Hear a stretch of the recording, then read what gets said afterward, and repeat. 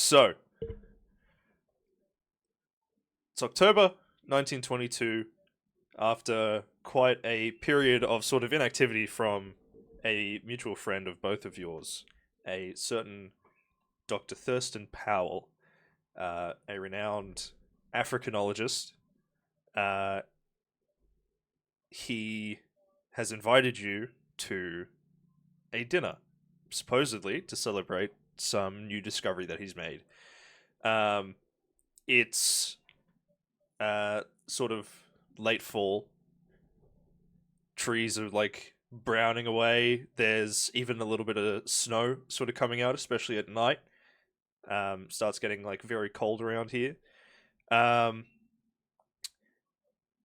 you don't live within Massachusetts, do you? No.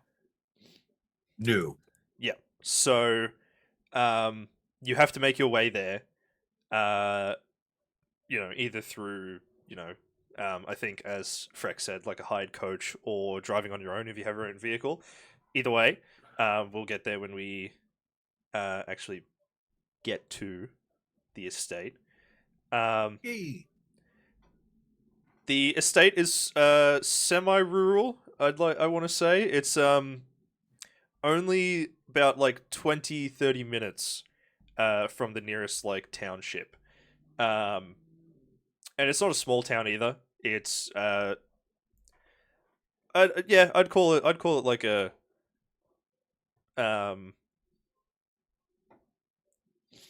not quite a village, because that's a very British term. Fuck, what would you It's call town. it? Just well, town, but per like, se? yeah, A like burg? a burg, a large. Well, yeah, we'll just a large township, I suppose. Um, and sort of the way there is, it's really actually quite pretty. It's especially in the fall. You've got the browning leaves falling off these trees that line the roads. And as you sort of turn in to the road to make it to Mr. Powell's estate, um, it is just a forest trail, and you notice that it isn't paved at all. It's basically just a well-worn trail taken by cars, horse and carriage, like quite often. Um, so very obvious road, but it's a big change from going down like the highways and stuff that you took to get here. Um, but even in saying that, it's probably more pretty than the way here. Being that close to nature, very big change from city life or living in the urban like suburbs and whatnot. It's a nice change of pace. I imagine, especially for you, Fred, considering yourself as an artist. Yeah. Sort of. Studios in New York City are very small. Yes. So the space the sort of feeling of space is quite nice. Um, and it's about like, I want to say, 5 minutes up this road. It's quite winding. It's not crazy, but it snakes through the forest. And it eventually opens up into this really quite simple but lovely estate. It's this, like, the front lawn is like really well manicured. There's a driveway that's graveled, and it's sort of like crescent shapes around the front. And you can see a few cars and things already parked there, varying in like quality. Most of them are just things like Ford Model Ts and things, but you do see a couple that are like really quite fancy for the time. I can't think of Ooh. the model of them at the moment. Rolls Royce. I was gonna, yeah, they're also a Ford, but they're like the more like high end models that have sort of just recently been coming out. And yeah, it's this red brick house. It's got about 2 stories to it. And there you go. Just to give you an idea of what it sort of looks like.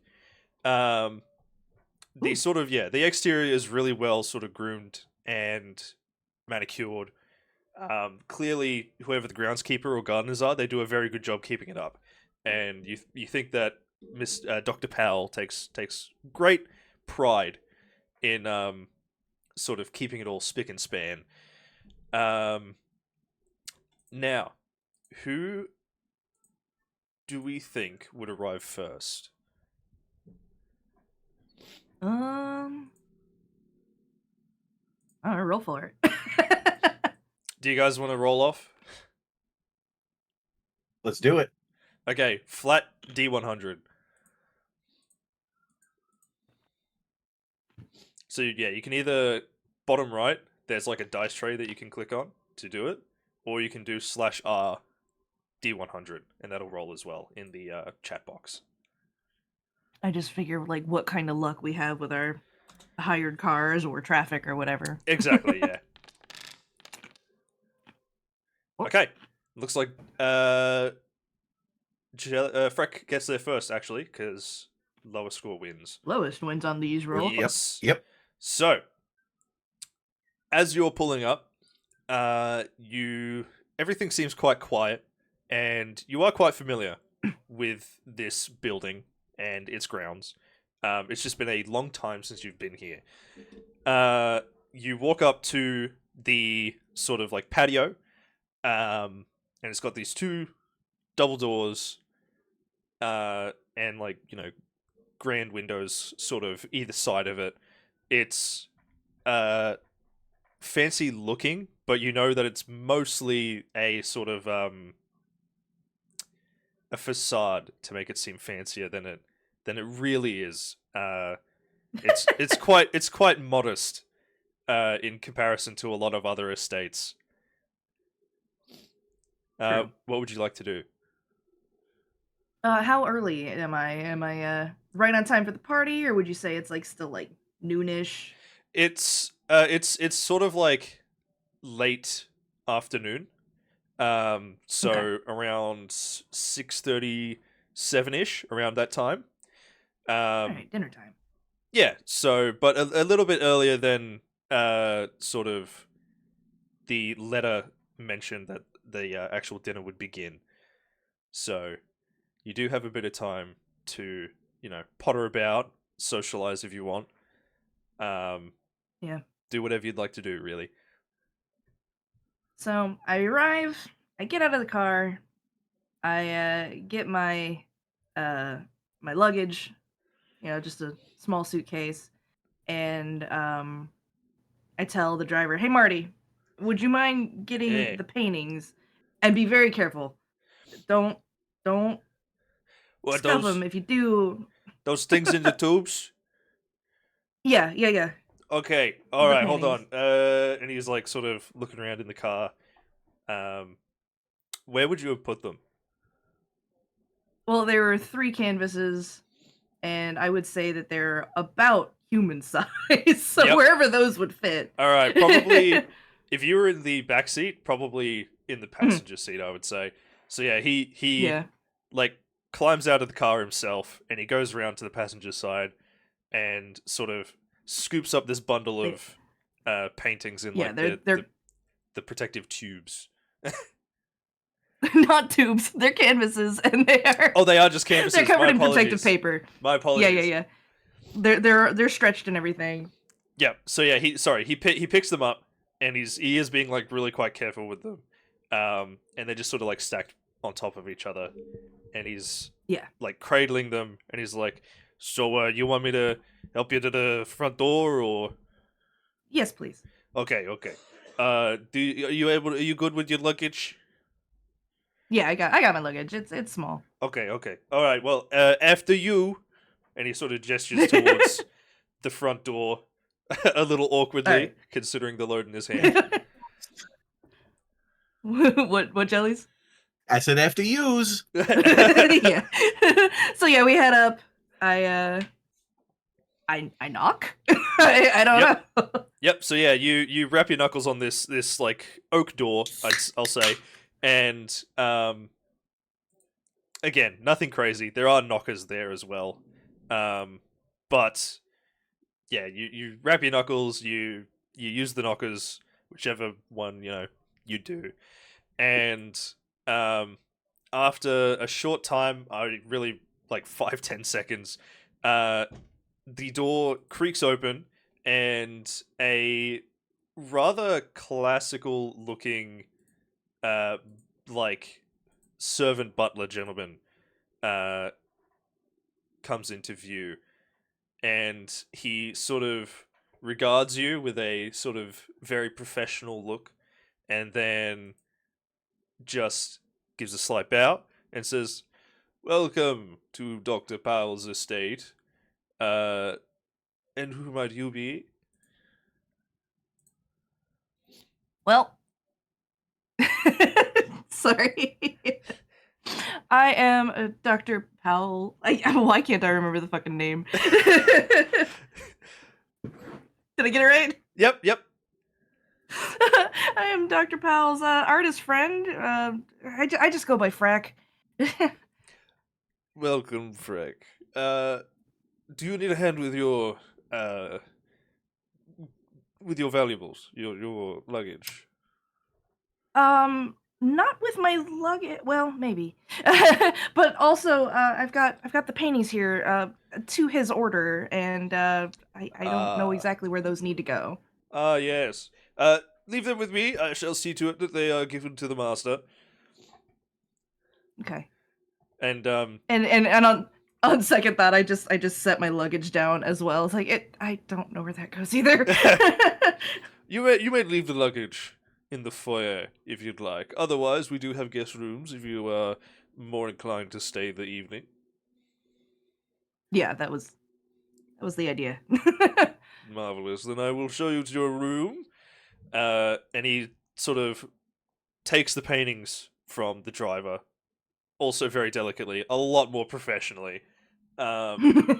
And he sort of goes, "If you would simply give me one moment, I will be right back." And he ducks away, like through the estate, through the house. And only a couple minutes later, he sort of pops back in to the foyer, and he's like, "My apologies for the wait. Your room." And he sort of, if you would follow me, walks up the stairs nearby. Um, I and nod at him as he goes, and I quickly put like a coin in Marcus's hand to dismiss him. Like, thank you so much. it's like, "Oh, very generous." And you have fun. You have fun. And Thanks, thanks. you know the number of our cabbie service if you ever need us. Yeah. Maybe I'll be calling you tomorrow, and I will maybe see you then. It was like lovely. You were a great driver. Oh, Appreciate thank it. you, Uh, and, thank and you. like both. Both Marcus is like walking towards his car, and this servant is like walking away, and so I'm just like, Yeah, like, I kind of just like push the door closed and go. yeah, yeah. And like you like semi cut him off, like not in a rude fashion at Yeah. all. But he's basically still going like, "Oh, thank you, like we'll be here for you," that sort of thing. And then the door closes. Yeah. Um, and you follow this butler up the steps, and as you sort of reach the upper landing, he sort of halts for a minute. He's like, "Oh," puts a hand on his like forehead. "My apologies. I am Bartholomew. You may call me Bart, Bartholomew, whichever you may prefer. I have no preference. Uh, Okay. I am Master Powell's personal servant in the butler capacity, as you will. Um, just so introductions are done. I got your name, but you did not get my name. I apologize." Right. Thank you, Bartholomew. Now, this way, and he gestures toward like down the hallway, and starts walking down, and he gestures towards one of the second door on the right. And this will be your room for the evening, Freck. And you may leave your luggage as you like. I will. Would you like a key for privacy? Yes, please. I shall fetch that at once. For the moment, you are free to go in and get yourself settled. I nod and I start doing that. Yeah, perfect. So yeah, you open the door. It's nice. Again, nothing like crazy. It's just a fairly nice sort of guest room. There's the bed, a dresser with a mirror, like a couple chairs and a small table for like reading or eating, whatever you'd like to do. It basically just gives you like full privacy for whatever you want to do while you're in the room and here. And as you're sort of getting settled in, he sort of leans in and mentions, the other guests are scattered through the building. Some are in the local bar room.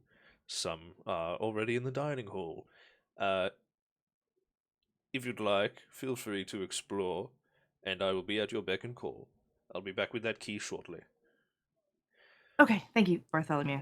And he sort of bows, gently closes the door, and you're left alone in this room to unpack and do what you need to do.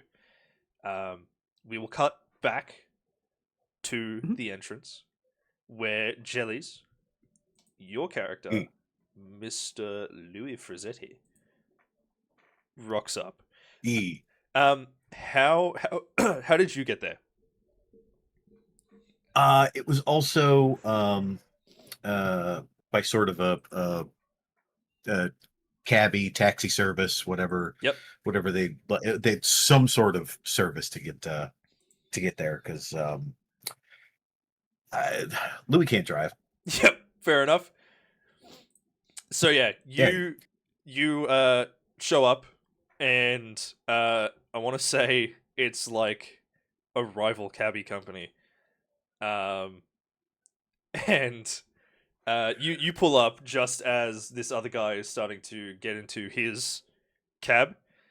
And you can kind of feel a little bit of tension as you realize that the two drivers have like locked eyes with each other. Ooh. And you're sitting in the back. What sort of luggage do you have with you, if any? It just this is a old large briefcase that I have pretty much just one other change of clothing Yep. in. So traveling real light. Yep. Not not carrying much. Nothing crazy. Just sick. So yeah, it pulls up, and you sort of step out, and that's when you sort of notice that the cabbie you're with winds down his window, and he leans out, and he goes like, who the fuck do you think you is, huh? Hey, who the fuck you think you is? How the fuck who the fuck you take here, huh? Hey, I mean, I'm just taking hires. It's not a big deal. What? I'm not allowed to take a hire where they want to go. Well, look, you know the routes, you know the routes, you know that we've been driving like these routes for ages. Okay, you want me to like take all of my customers? They go, oh, I want to go to that route. I just give it to That you. ain't what I'm saying. I'm saying. What are you saying? What I'm saying is, like, taking people to the Powell estate. That's been in our business's goddamn purview for like years, at least months. Again, do you want me to tell all of my customers that want to go this way that it's yours? I mean, that would be pretty good and beneficial for my business. Yeah. Well, okay. I mean, you don't gotta. Give me your number. I mean, you don't gotta, but like it'd be pretty goddamn. It'd be pretty swell of you. Well, I mean, you just gotta give me your number. Then maybe like I don't know, like take me out to dinner or something. Oh, okay. Well, and he like sort of coughs. Well, the business number's on the cab, but I mean, if you was done, you want to go grab a coffee or something? Yeah, I could go grab a coffee. All right. You know that place on fuck, what's it? What is it? Fifth Avenue? Oh yeah, the Fifth Avenue Brew. Yeah. You wanna meet up there? Yeah. You better not stand me up. No, I wouldn't dream of it. Hey, what's Stand your me name, up. by the way? I know people. What's your name, by the way? Marcus. Marcus. My name's Mikey. Would you fucking look at that? Oh, look at that. Couple of M's. Yeah, a couple of M's just hanging out. This whole time, Jellies, what are you doing? I as soon as I was immediately going to start talking to the driver, but then this started up and I have you both look at me, I have a smile on my face, I'm leaning inside the window and I've already lit a cigarette and I'm just listening intently. Hey, don't let me bother you. Go on. Oh shoot. Sorry. The charge is on the display, by the way. But yeah. So and he's like sort of continues talking to this other cabbie.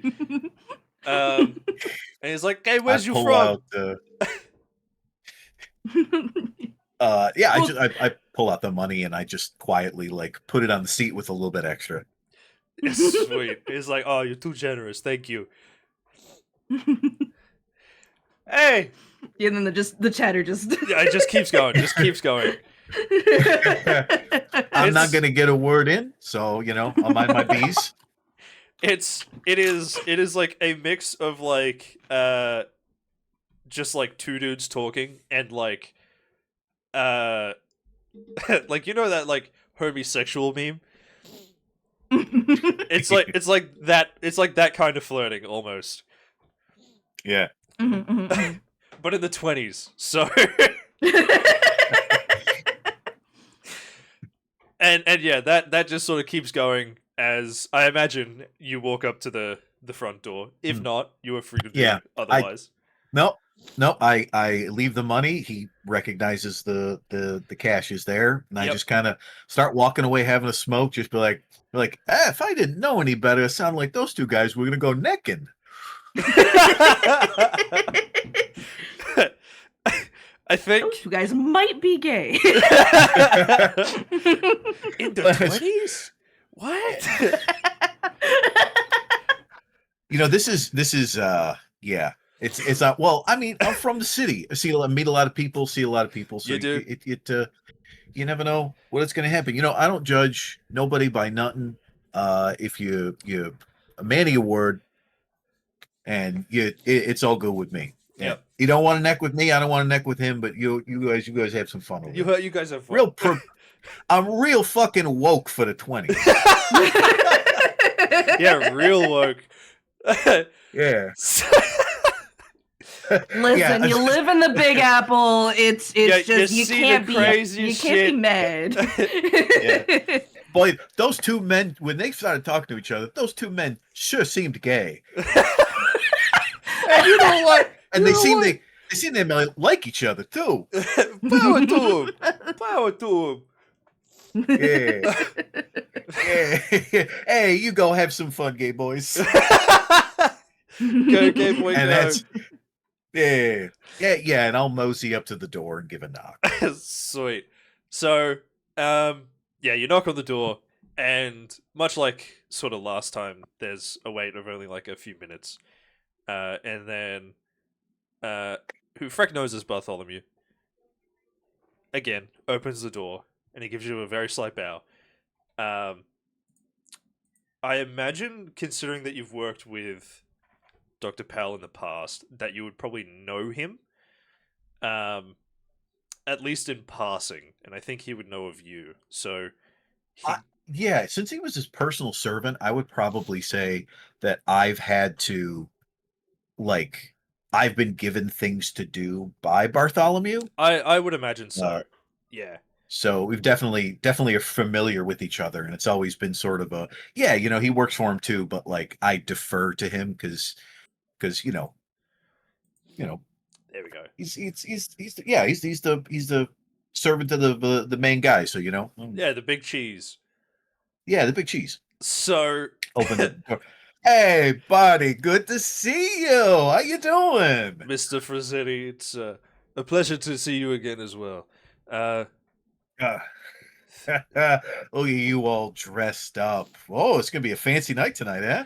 yes, Dr. Powell is expecting, yeah, quite a showing, I believe. Oh, excellent, excellent. Boy, look at these digs. This joint is nice. It has been a while since you've been to the estate, has it not? Yeah, yeah, I think last time I was here, I probably got you get knocked in the head a couple times. You forget a couple of days. It happens. Ah, I see. The classic boxer's conundrum. Yeah. Well, Yeah. What were we talking about? about taking a few knocks to the head in your Oh career. yeah. Oh yeah. Great Yeah, match before I came here, but yeah, hey, you know yeah. all about that. I told you all about that. Yes.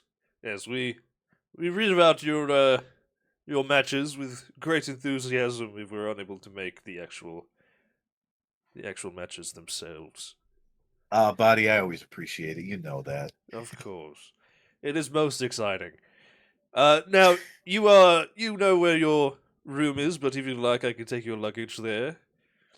No, don't worry about it, Bart. You got a lot on your hands already. Don't worry about it. I'll take care of it. I'll see myself up to my room then. Not a problem, Mr. Frazzetti. If you need me, I shall be around. Actually, now that I I, think of it, uh, now that I remember, I actually must deliver something to one of the other guests. Uh, Allow me to accompany you. oh, all right then. After you. And he kind of gives you like a slight nod bow again, and walks up the steps. Instead of sort of going down the left hallway, which is where your room is, he takes a right, and you see him knock like quite gently on the second room's door.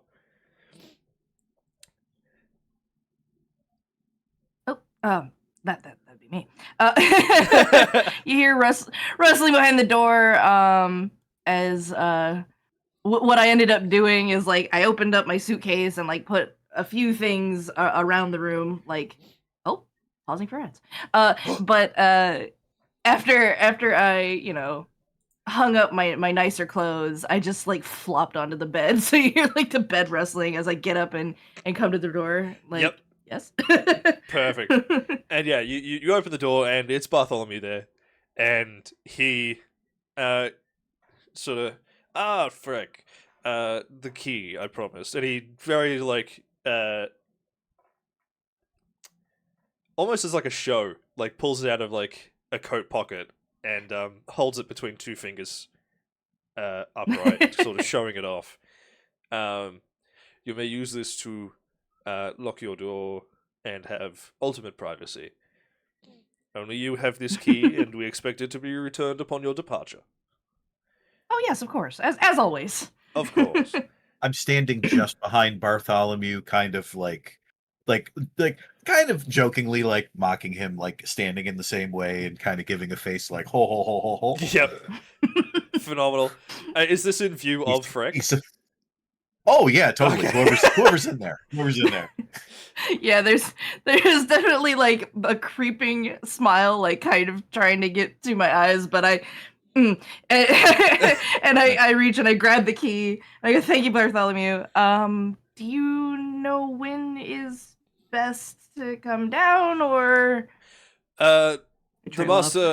master said that dinner would begin proper around 7:30. So you are welcome to head down any time before then, or at that time even. As if on cue, my stomach grumbles. I see. I If the other guests are also famished and the cook is ready with the meal, then perhaps we can push things forward a little bit. Oh, you don't have to do that for me. That's fine. The welfare of the guests is of utmost importance. And Barta says it's going to get done. It's going to get done. I kind of like push past Bartholomew a little bit. Hey, Louis Frazzetti, nice to meet you. Oh, hi. People just call me Freck, so I shake his hand Hey, that's awkwardly. easy. Big hearty handshake. On account of all the freckles on my face. That's probably going to take me like 2 hours to figure out. It's like you're eating at the dinner and like you look over at Freck and you're like, son of a bitch. I go, oh, like I'm all happy and I'm not saying anything, but I'm like pointing at my face and pointing at your face, like, oh.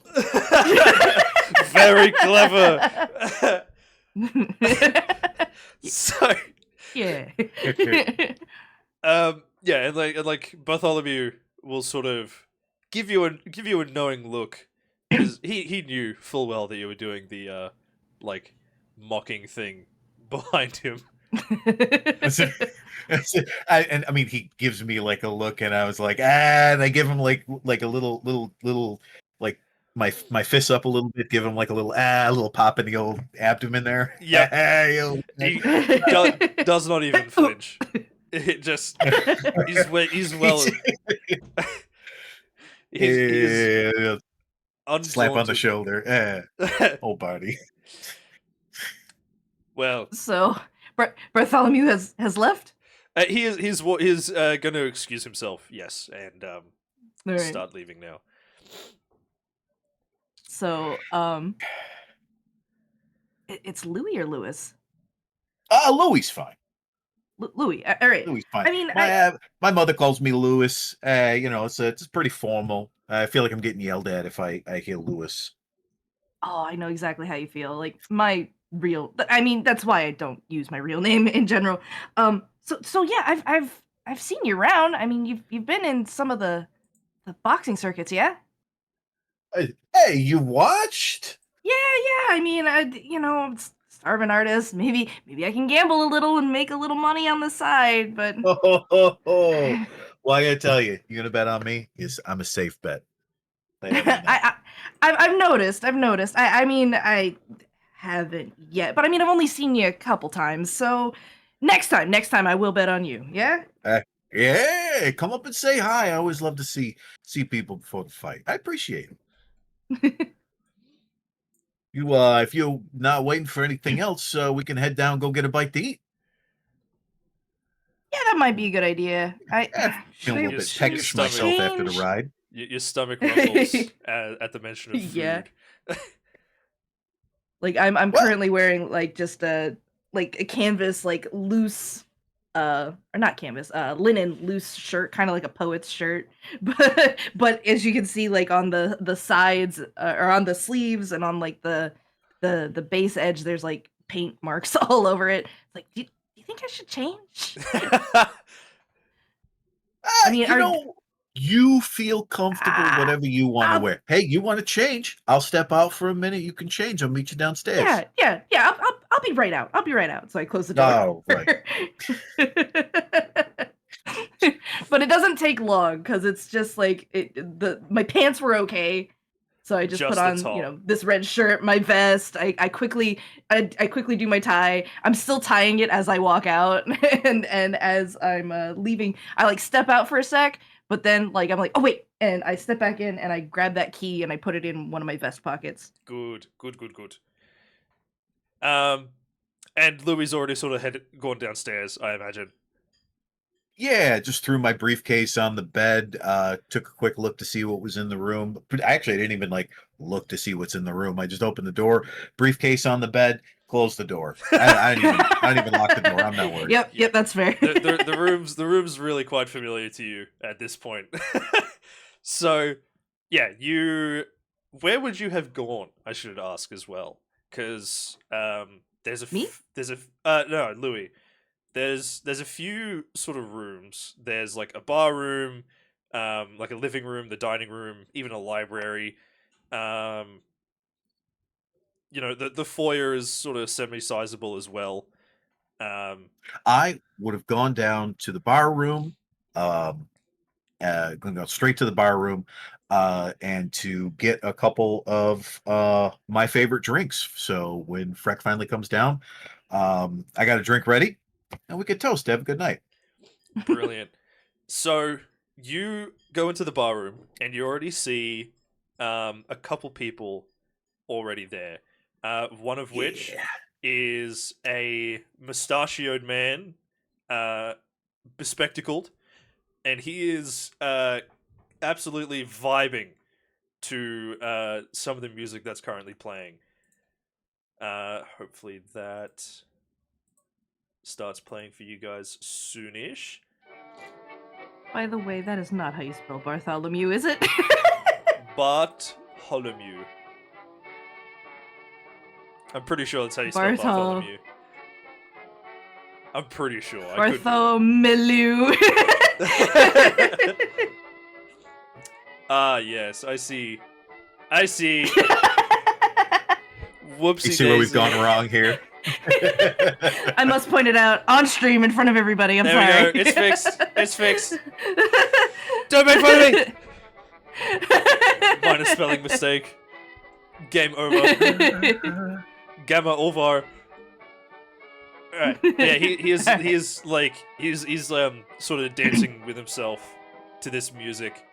And there is another man there, sort of more quietly, mostly just watching.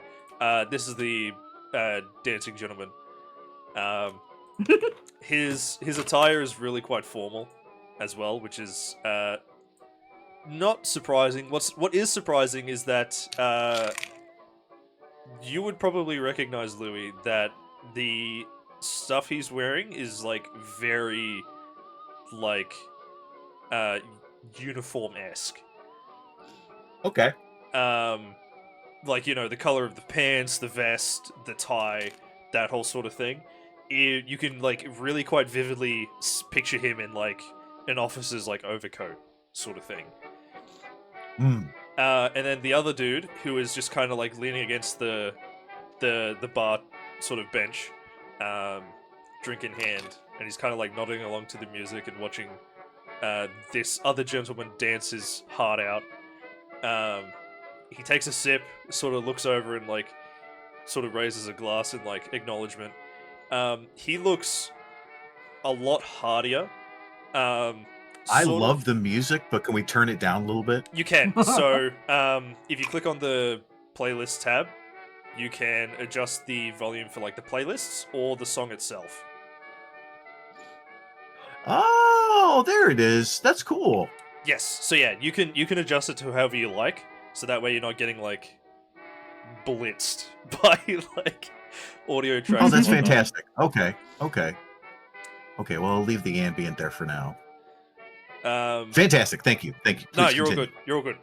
And yeah, he's sort of reminiscent of a cowboy, but one who like whose specialty isn't the American West. He looks a lot like a hunter. And he's sort of shockingly clear of like scars and things, but you think he's hiding them, if that makes sense. Yeah, okay. And Different Marcus. yes. So, and yeah, by the way, if you want to like close tabs, you are more than welcome. I'm mostly bringing them up just to like give you a visual reference. But you walk in, and it is quite a nice little bar room. The drinks, you can only assume, are all purchased pre-prohibition, and are legally owned. You would expect nothing less from Dr. Powell, but it is still odd seeing a bar this sort of like stocked, right? I imagine Yeah. you've been to a few speakeasies in your time, and Yeah.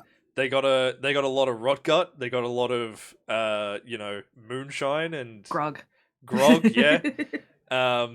It's very rare that they have such a selection of like fine drinks. There's rums, there's brandies, there's wines, pretty much whatever you want. He's done a really good job stocking this. And the music Holy. eventually ends, and I'll say this is when you come in, Freck. Yeah. And the dude who was dancing, the music ends, and he kind of like stops and is like, "Oh, I was just getting into the swing of things. Oh, new guests!" And he like holds his hands out wide, and he's like, "Welcome!" And he starts like walking over. He's really quite energetic, and he's radiating this almost like Labrador energy, you know. Yeah. I'm gonna match that energy best I can. Oh hell yeah! And he starts walking over like still arms outstretched. Is like, "I am Major Thorn. You may call me fuck." That's not what he says. Hold on. Whoa. Thorn or horn? Thorn. Major Thorn. Thorne. Well, if you look at him, William. That's it. William Thorn. That's fucking what his first name was. My bad. "I am Major Thorn. You may call me William, Bill. I don't mind. Welcome." And he like goes to embrace the both of you at once. I slowly reach up and like pat his back. Pat. I will embrace the strong hug, and I will try and match his energy. So Freck does not have to put that much into the hug. And he's like, "Oh, my apologies. Bill, Louis, pleasure to meet you. Louis!" And Pleasure. he like shoots out a hand for a handshake. Oh, absolutely, 100%. It like slaps. Oh yeah, and he double slaps with like his like second hand, and he gives it like a very enthusiastic shake. "Lovely to meet you, Louis." The grab handshake. Does he feel pretty strong himself? Yes, but you don't know if that is because of the probably significant amounts of alcohol he's already imbibed. You can kind of smell it on him. True. True. Or if it's just He's like probably him... radiating some heat. Yes, or if it's just like as he is. But yeah, he it is like a very firm handshake. Oh, fantastic. Oh well, it's good to meet you. Hey, that was a good song. That's a recent hit, isn't it? It is. Yes. I brought it myself. Actually, I'm a big fan. Oh, gonna have to listen to more of your collection in the future. Yeah, Paul Whiteman. Yes, I have quite a collection of the finest jazzes, the finest big bands. More than welcome. And you, you are. And he gestures towards you, Freck. I am Freck. Freck! And I'm he an artist. shoots a hand out again for a handshake. I grab the handshake. I do a proper business shake. Web to web and all that. Yep. It's like, "Lovely to meet you." And I think he finally senses kind of like the awkwardness, like a little bit of that like anxiety, like that social aspect, and he's like, "Oh, I need to like chill a little bit." So he doesn't do the the clap over handshake, like the double hand. He just gives you like a nice business handshake, and then sort of straightens out his vest.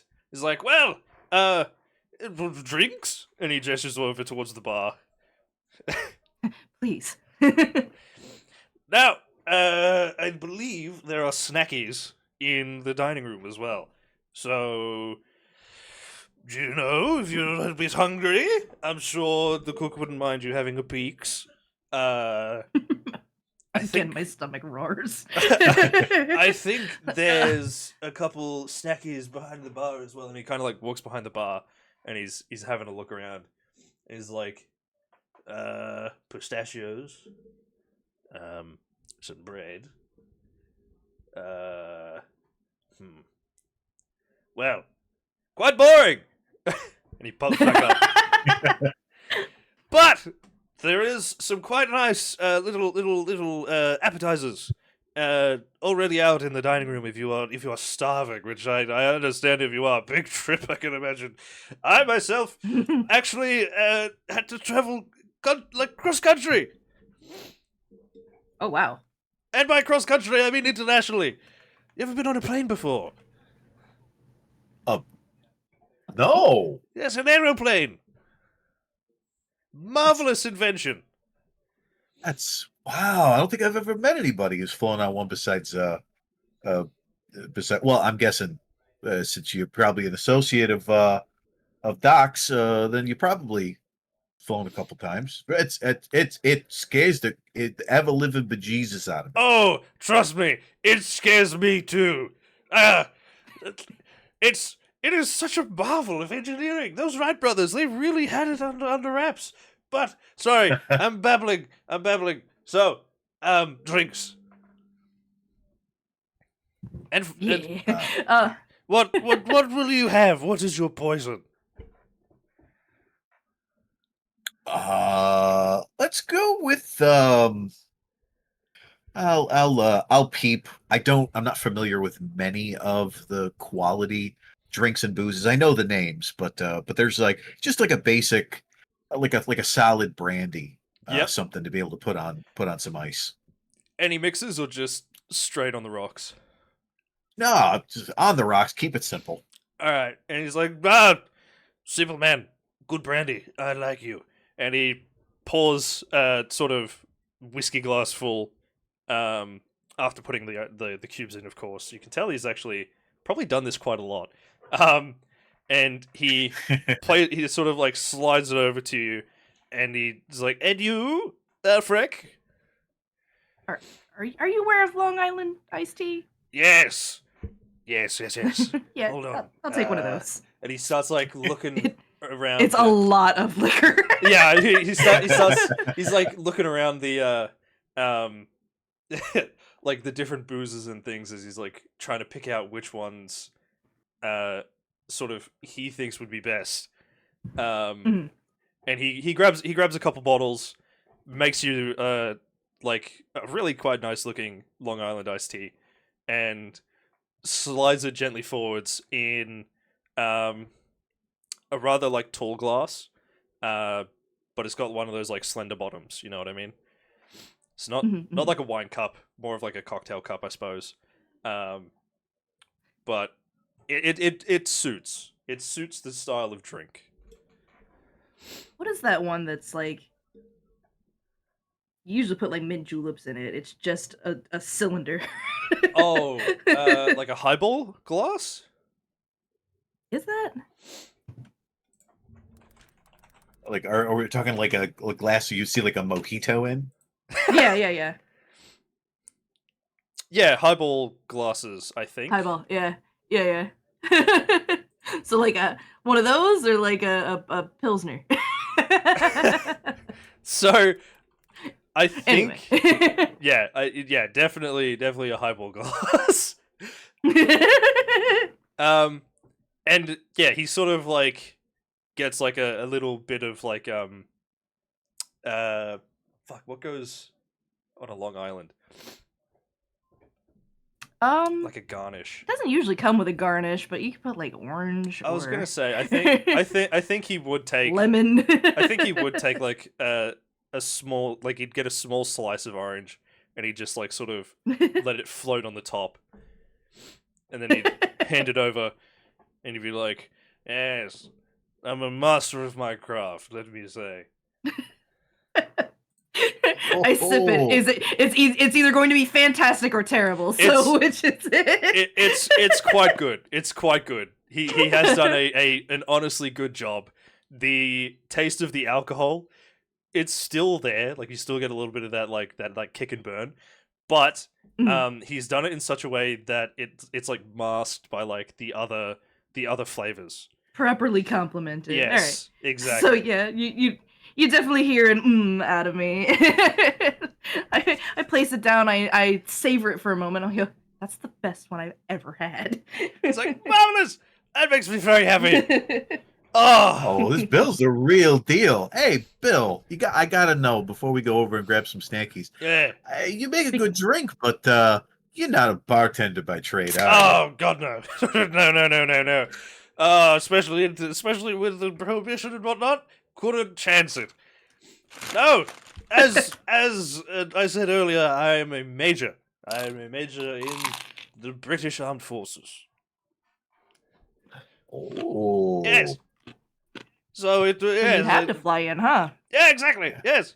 It was, I must admit, it was mostly boat, but actually, like, to get here faster, once I made it to shore, I was like, I'll take a plane. And quite nice. That's amazing. In my over-enthusiasm about planes, I forgot about boats. Anyway.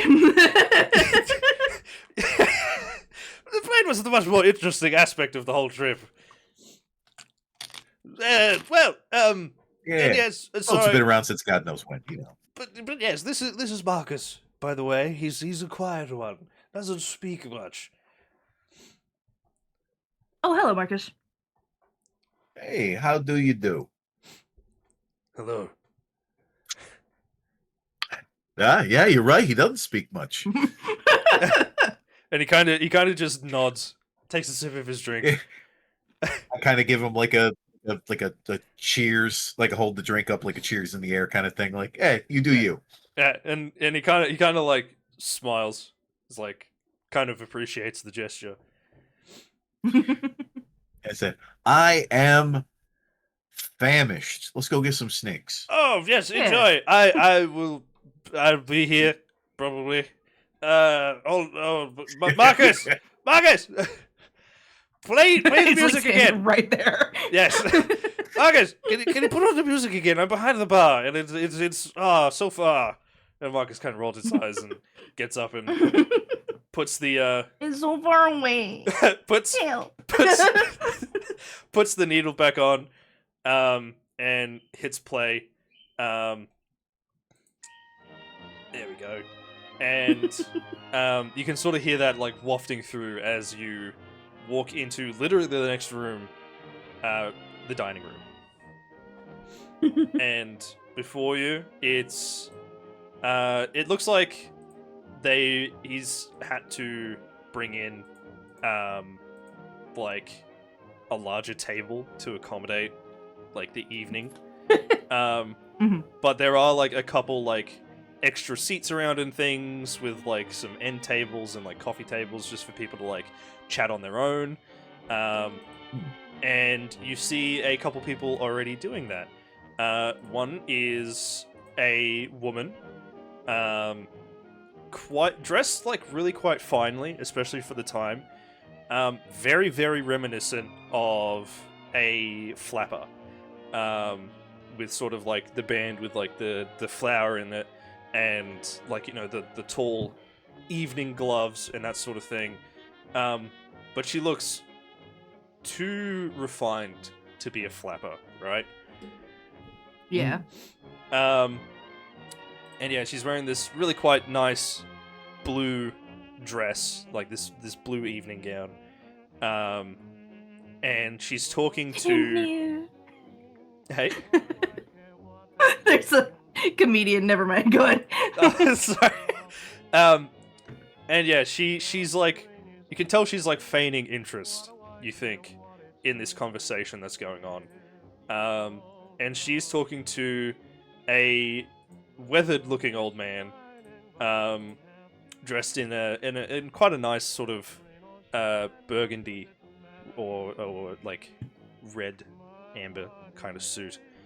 And he's sitting and discussing quite intently something that you can barely piece together from where you are. But you can tell he's sort of like quite into explaining these things. And from his like hand gestures and like the way that he like gestures towards other things and like is trying to visualize a lot of the things, you can tell he's another academic. And he's sitting there talking to this woman before this woman sort of notices you come in, and she goes, "Oh, more guests!" And she sort of stands up, completely just ignoring like the current conversation ongoing, and walks over to you two, drink in hand, sort of like just a wine. I kind of give a slight, like, a courteous bow. How do you do? Oh, Hello. Uh, why, thank you. I am. My name is Louis Frizzetti. You can call me Louis, and this is my friend Freck. We just got here. Well, it is a pleasure to meet you both. Has a cat got your tongue, Louis? You mean me? No. I just, a little frazzled from the ride. That's all. And she kind of gives you like a sly smile, and I said, I yeah. see, and she gives you like a quick wink. And you, Frank, lovely to meet you too. And she sort of holds out like a hand, but like like the dainty kind of like I expect you to like grab my hand from underneath, that sort of thing. Frightened bisexual in the headlights stare. Blind panic! Blind panic! Blind panic! Exactly. Oh, yes. And she like gently grabs like her fingertips and kind of mocks a kiss, I guess. And she kind of chuckles to herself. She's like, "Well, my, ain't the manners on point tonight?" Well, Yeah. And you might be, ma'am. Oh, my apologies. I'm Virginia. It's a pleasure to meet you, Virginia. Are you an associate of the doctors? Like us, I'm assuming. Me and him, me and Dr. Powell, we go way back. We've known each other for quite a while. Oh, good. Though I doubt as far back as you and he go, I imagine, Louis. It's no biggie. It's no biggie. I see. Playing coy. Well, how do you two know him?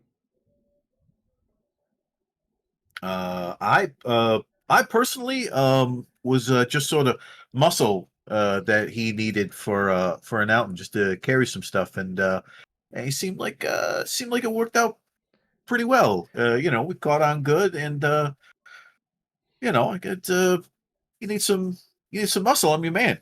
Oh, I definitely need And I some muscle. give like a little bit of like a peacock, like sort of pose. Yep. Oh my! I definitely need some I wish muscle. that were me. and you sweet little thing. How do you know Dr. Well, Powell? I'm an art student. I'm an artist, and I've been commissioned to do some works for him for a while. He seems to like my work, so Oh, you do commissions? yeah. Do you do portraits? Lots of them. Mostly, yeah.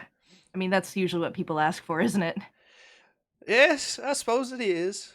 How often do they ask for nude portraits? And she kind of gives you like a very sly smile. I was drinking at the exact wrong time.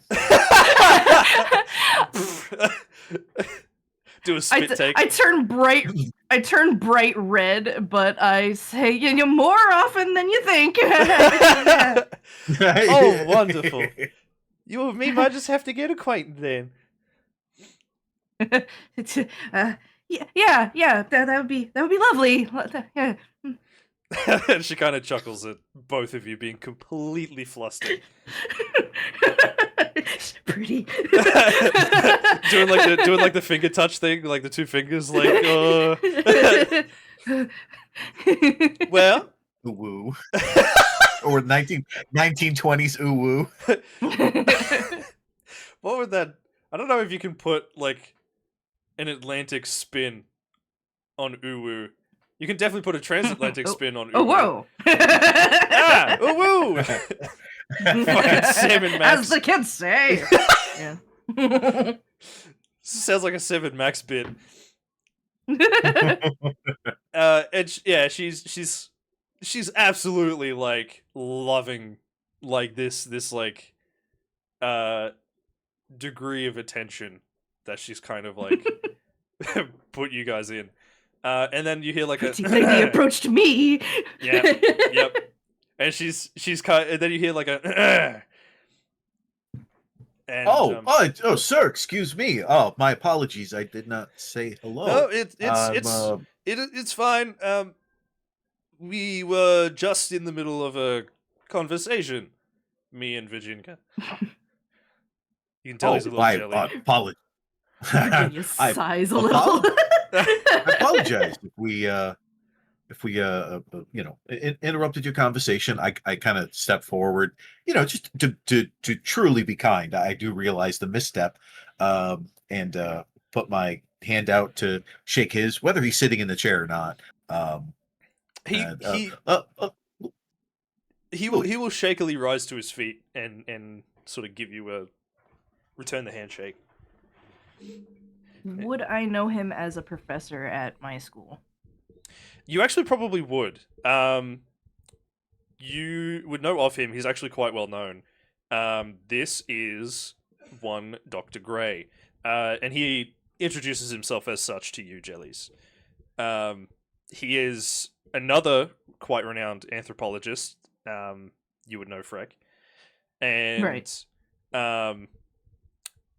Not quite focusing on like the Africas, and like that sort of field of study. A lot more classical, but still, Roman Empire. Yeah, still a renowned anthropologist.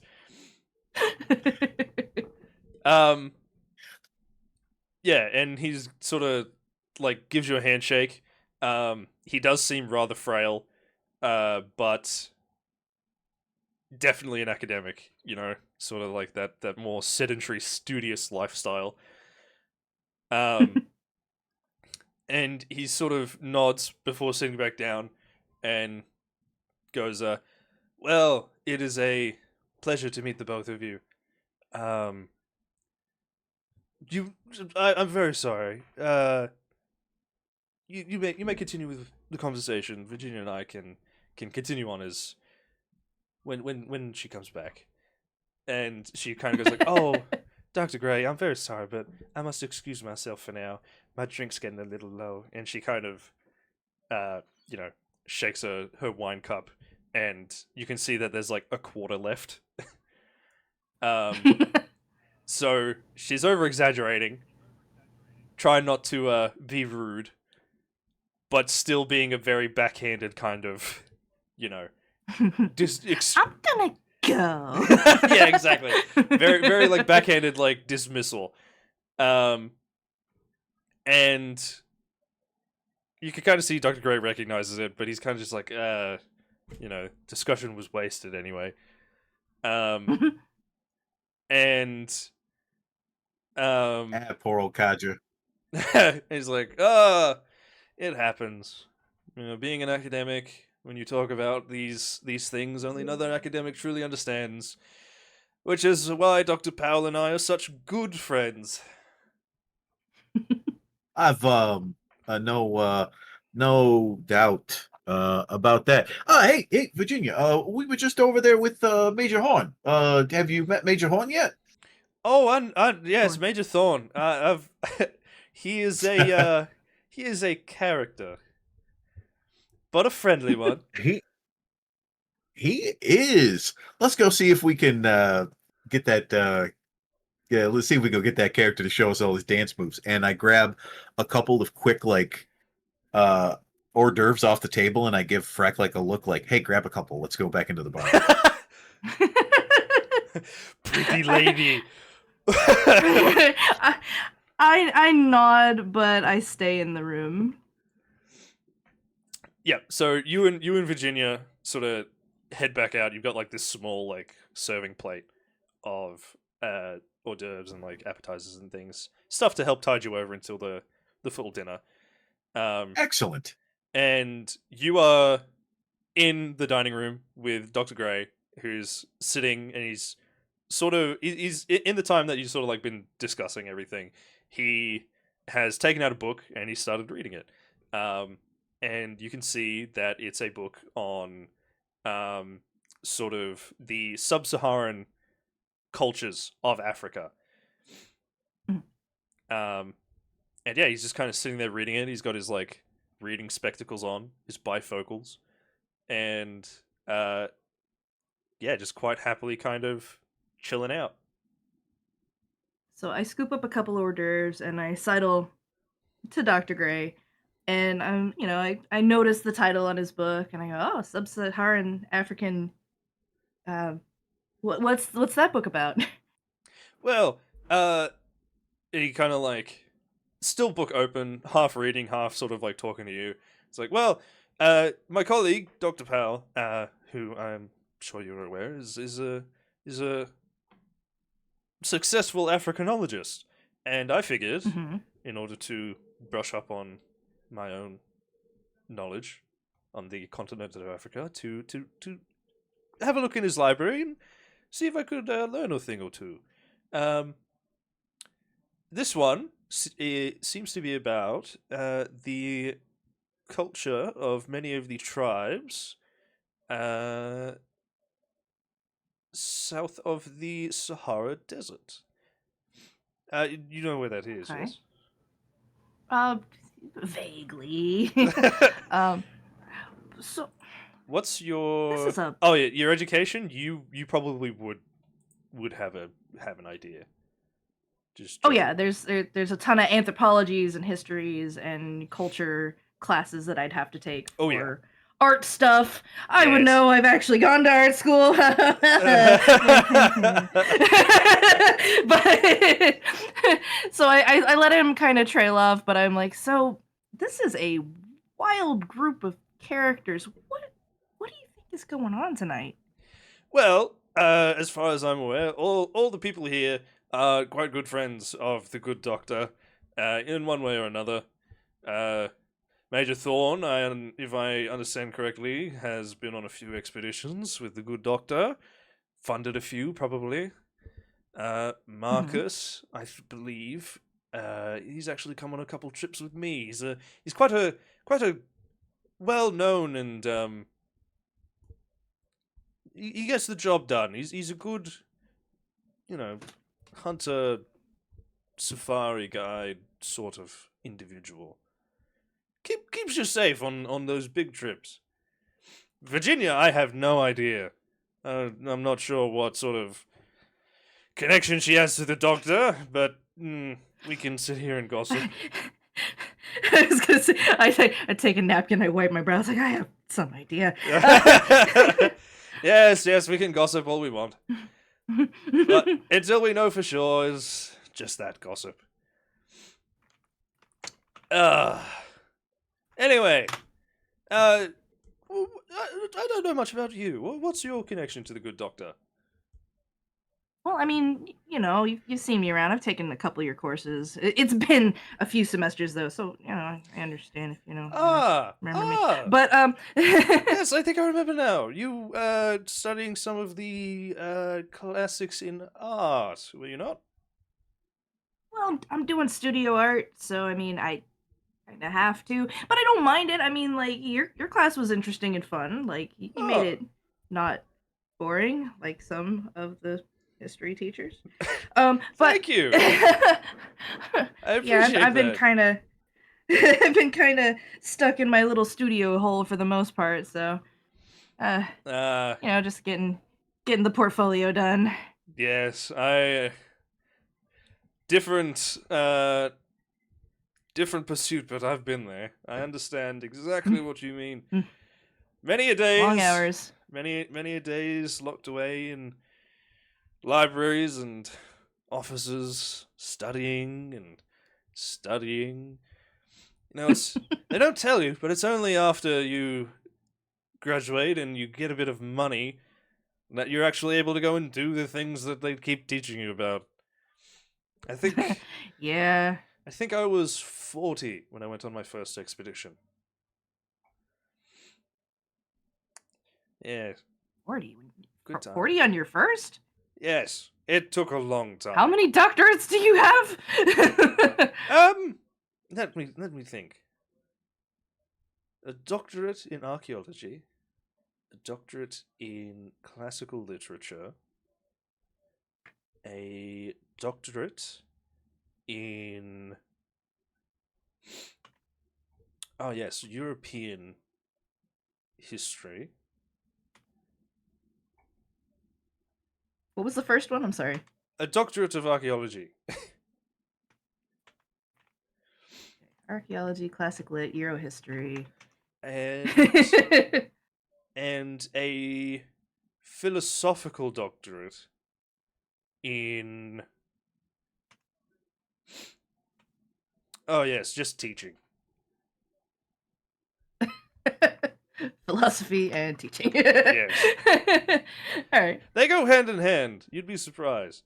But it did take me many years to, finish all my learnings that I wanted to do before I decided and had the money and the scholarships and the funding to go on my first expedition, and it was something. It was something. You never forget your first. What did you end up doing? Since my main sort of background is on classical and European, I went to Italy. In fact, helped uncover a lot more of Pompeii. Are you aware? Yeah. I mean, we did an Italy trip last year actually. I had to scrounge up a lot to get to it, but Dr. Powell was kind enough to help fund a little bit of it. So I loved Italy. It's a beautiful country. Some of the have you heard about some of the ramblings going on there lately? In Italy? Yes, politically. No. Oh, you mean that Mussolini guy? Yeah, like there's been talks that this up and coming party is trying to cement itself. Apparently, they're quite violent. Yeah, it doesn't sound like good news.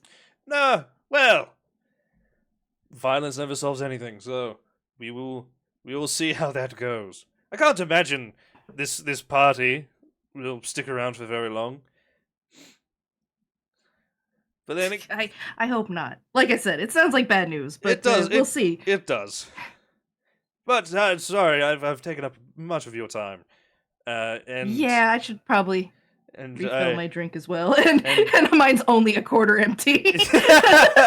And I gather that you're quite hungry with your compatriot. So feel free to get yourself something to eat. I'll be here. I'll be here.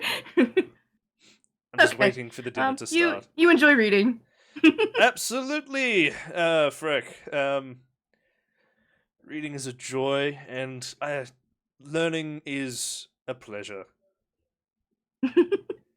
I scoop a couple more like fruits and cheeses onto my plate, and I walk out. Excellent. Do you just head back to the bar room? Yeah. Sick. And yeah, you're back to the bar room. Major Thorn is sort of serving drinks while boogieing as whenever he can. Boogie.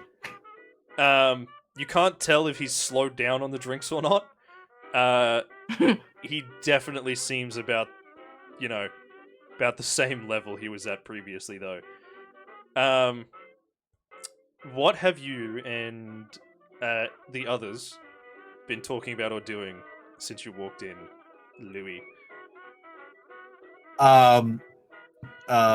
So I've just been nervous chatting Yep. the entire time.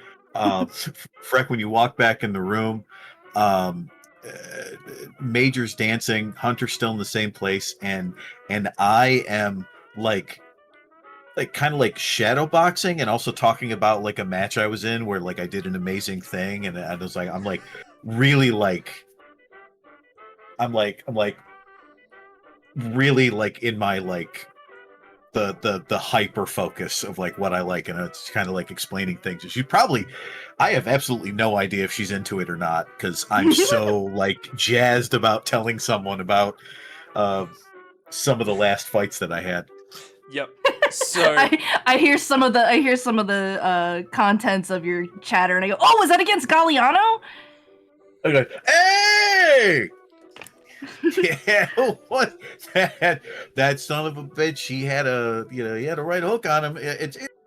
You gotta take it. You gotta, gotta punch myself in the chin a couple times. You gotta have a strong chin.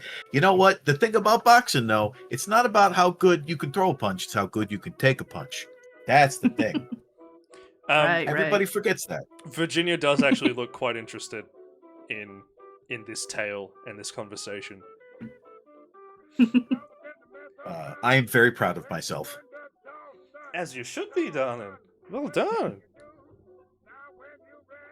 Look, I realize now, that Freck is back. I've been doing a lot of talking myself.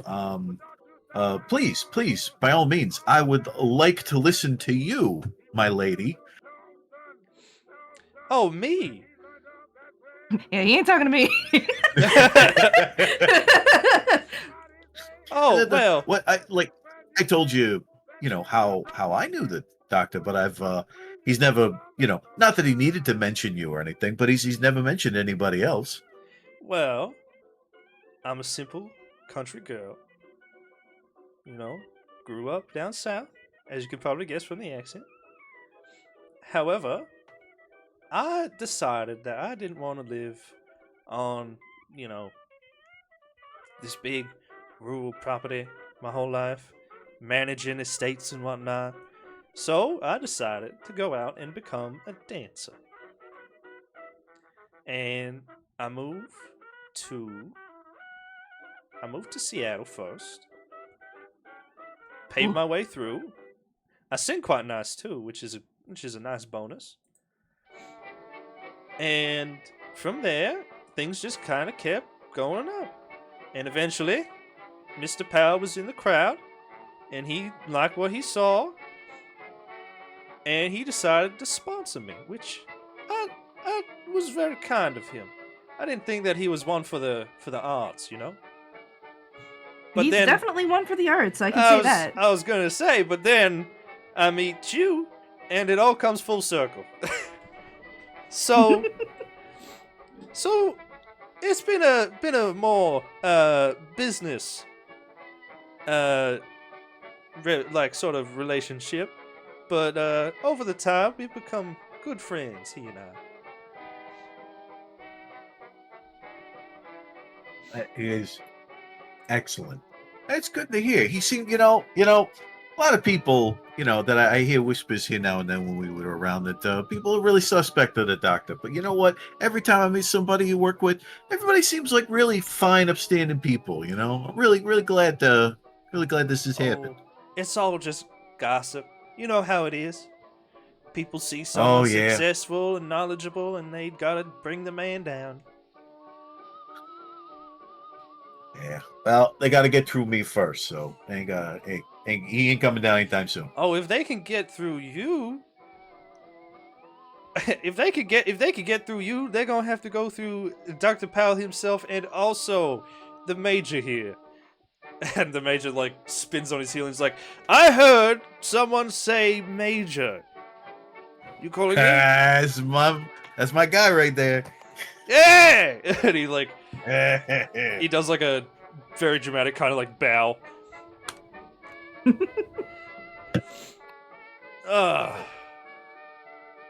That's enough dancing, I think. And he kind of like comes over, sits down on one of the stools, starts drinking. He's like, I cannot wait for whatever this reveal is. I have no idea what it could be. Yeah, I don't know either myself. I didn't see anything specific in the invitation, but I'm not I'm sure not why one to. he asked me to bring the paintings that I've been working on. Well, are they finished? Oh yeah, they're done. Maybe he just wanted two birds, one stone, you know? These are different. I don't know, man. Well, I mean, they might be a kink thing, but like a kink thing! he was really specific on these. Both- Like he got a kink in his back. Like Both Virginia and the doctor kind of like sidle up closer, kind of like. And when you say kink, what do you mean? I mean, they're not nude. They're not grotesque but they're just odd, you know? well, Like I can only imagine it's a kink thing. well, you know, as I've said very many times, the more intelligent a man is, the more eccentric he is, the more weird shit the man does. Oh, I'm very sorry for my language. Very fair. Very fair. Very sorry Weird for my shite. language. don't worry, Major. We're all friends here. You ain't gotta worry. So a kink thing, and he kind of like rests his like head on his hand, and he's like deep in thought, trying to think about what it could possibly be.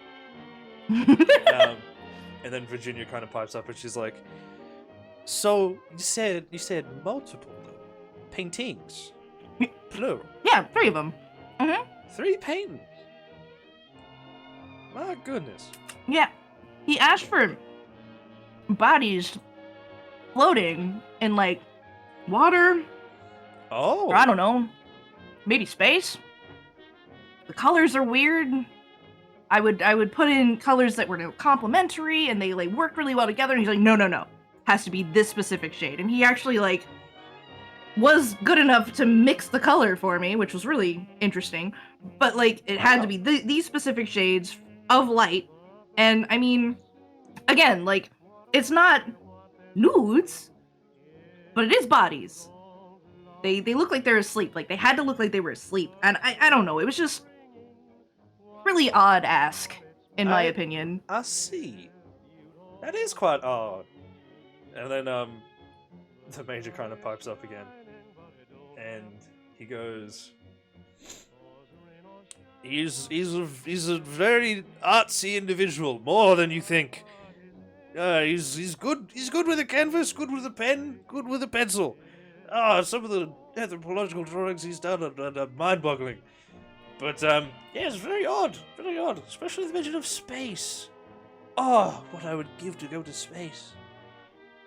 Oh, the stars. Is this like? I wish I could touch them. Is this like a warehouse space or like a I think like a Oh, cubbyhole space? Where the stars are at yeah, night. like outer space. You know? Oh. Well, we've made it Hey, to well, the sky. Maybe we'll make it to the moon one day. Woo! Wow, these are. I'm gonna keep my feet firmly planted on the ground. Maybe in a boat. I wish you all the best of luck. This bimbo's gonna stay feet planted on the ground.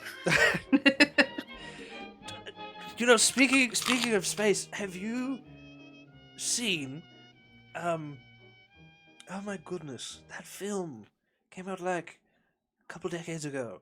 It's French. And then Marcus, of all people. Terra de la Lune? Yeah, and fucking Marcus pipes up and he's like, are you talking about a trip to the moon? It's like, yes! That one! Yes. And then Virginia goes, le voyage dans la lune.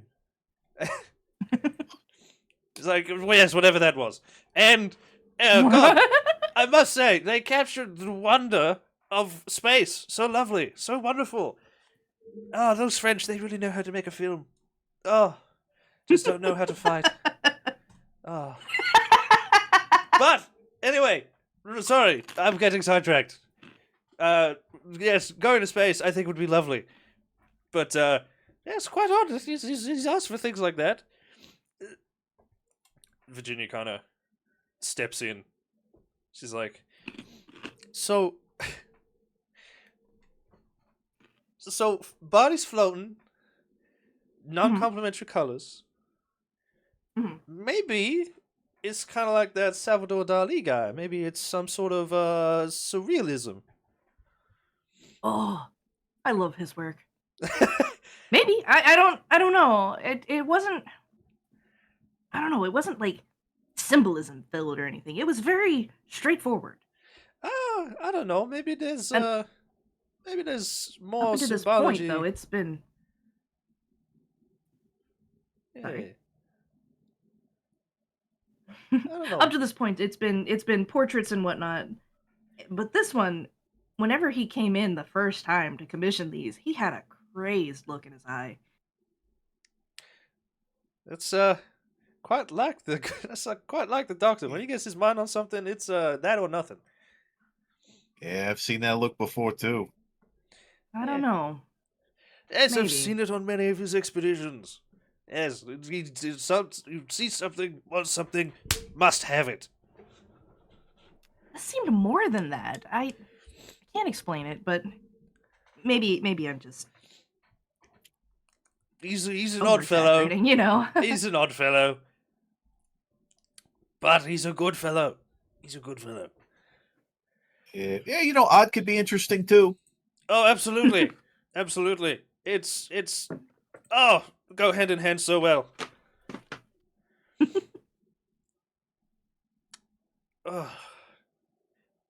What's the time? And he kind of like looks up at the clock, and you see that it's probably Yeah, I think it's about It's time. about time to take a break. Yep. And it is about 10-15 minutes until the dinner, and you kind of all realize that you haven't actually seen Dr. Powell yet. Yeah, where's the big cheese? I don't know. I thought he'd be out, mingling. Maybe he's still locked in his office doing work. Hey, he gets in that mind's eye. You see that look in his eye? Stay out of the way. Oh, yes. To the doctor! And he kind of raises his glass. I join. To the doctor! Can we take a quick break? Yeah, absolutely. And yeah. Yeah. Yeah, with that, we'll take a, 10-15 minute? 5. Okay. All right.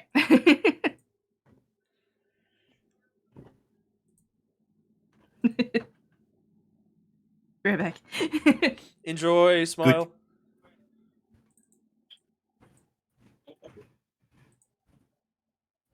Oh.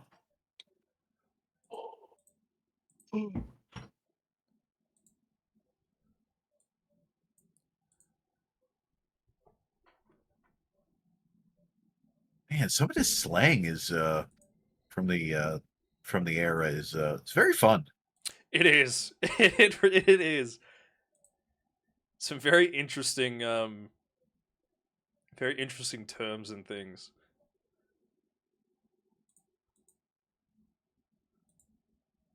They get phrase don't take any wooden nickels. Pretty much means don't say anything stupid. That's a good one, actually. I like that. Don't take any wooden nickels. Is this from the handbook, or did you just look them up? No, this is a couple of different like websites and files that I found that people had put together some Hell yeah. some slang. Some of it I was familiar with, thankfully. But yeah. Yeah. So when the banks close, that means there's no kissing or making out. Oh.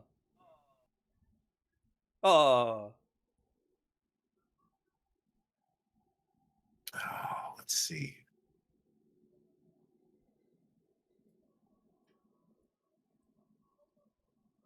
Yeah.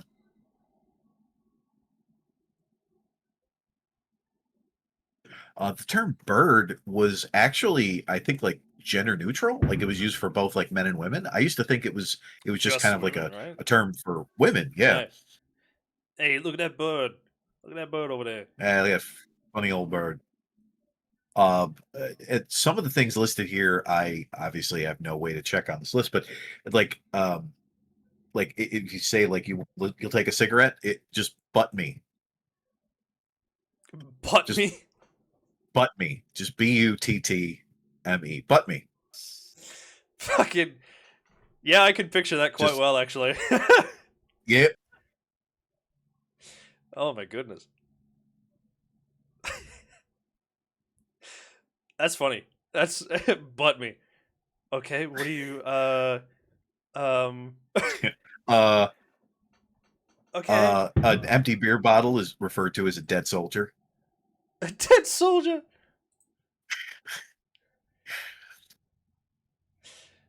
Rest in pepperoni. Rest in pepperoni.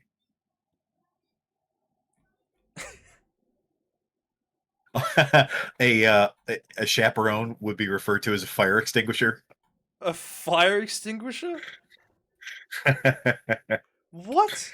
Usually, if there's going to be any fun things happening between a couple, if they have a chaperone, it's not going to be happening. Ah, I see. Okay. That's where it comes from. Yeah. I was like, what?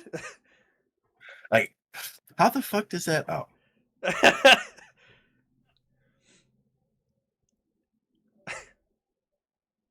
alcoholic beverage could be called giggle water. Yep. That one's good. I've heard that one before.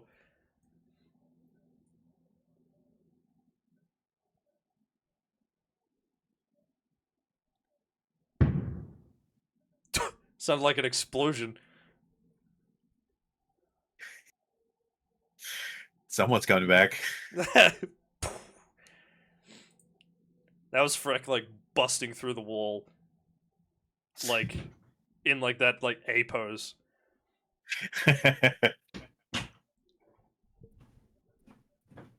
Oh yeah, now tell me more about Virginia. My queen. All right, I'm back. Welcome back. Hey, Oh, that one. It's time to blow up the sky. Yippee! Don't blow up your hands. Yay! Happy birthday, Merca. Although you do not deserve cake this year. Happy No cake happy for kicked you. out the British Day. Yeah. That's something to celebrate. Let's be honest. Yeah. Yeah. But let's Yeah. also kick out tyranny, eh? Hey, I agree. Yeah. I mean, that was the whole point of, you know, the revolution and independence was freedom from tyranny. So all I'm saying is that's what it was. Oh, okay. I'm not suggesting nothing. However, However, what better way to celebrate such a day? But like not saying Says, anything. blow up the sky, but Yeah. not your hands. Yes, very very important. All right. Are we good to go?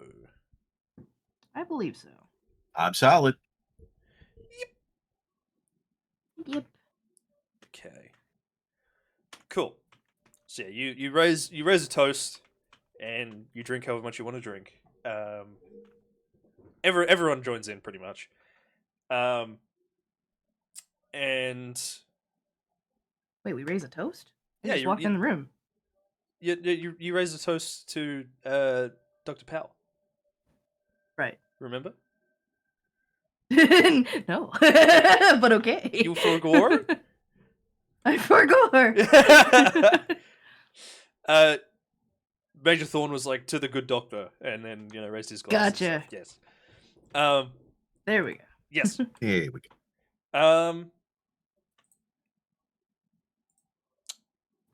One moment.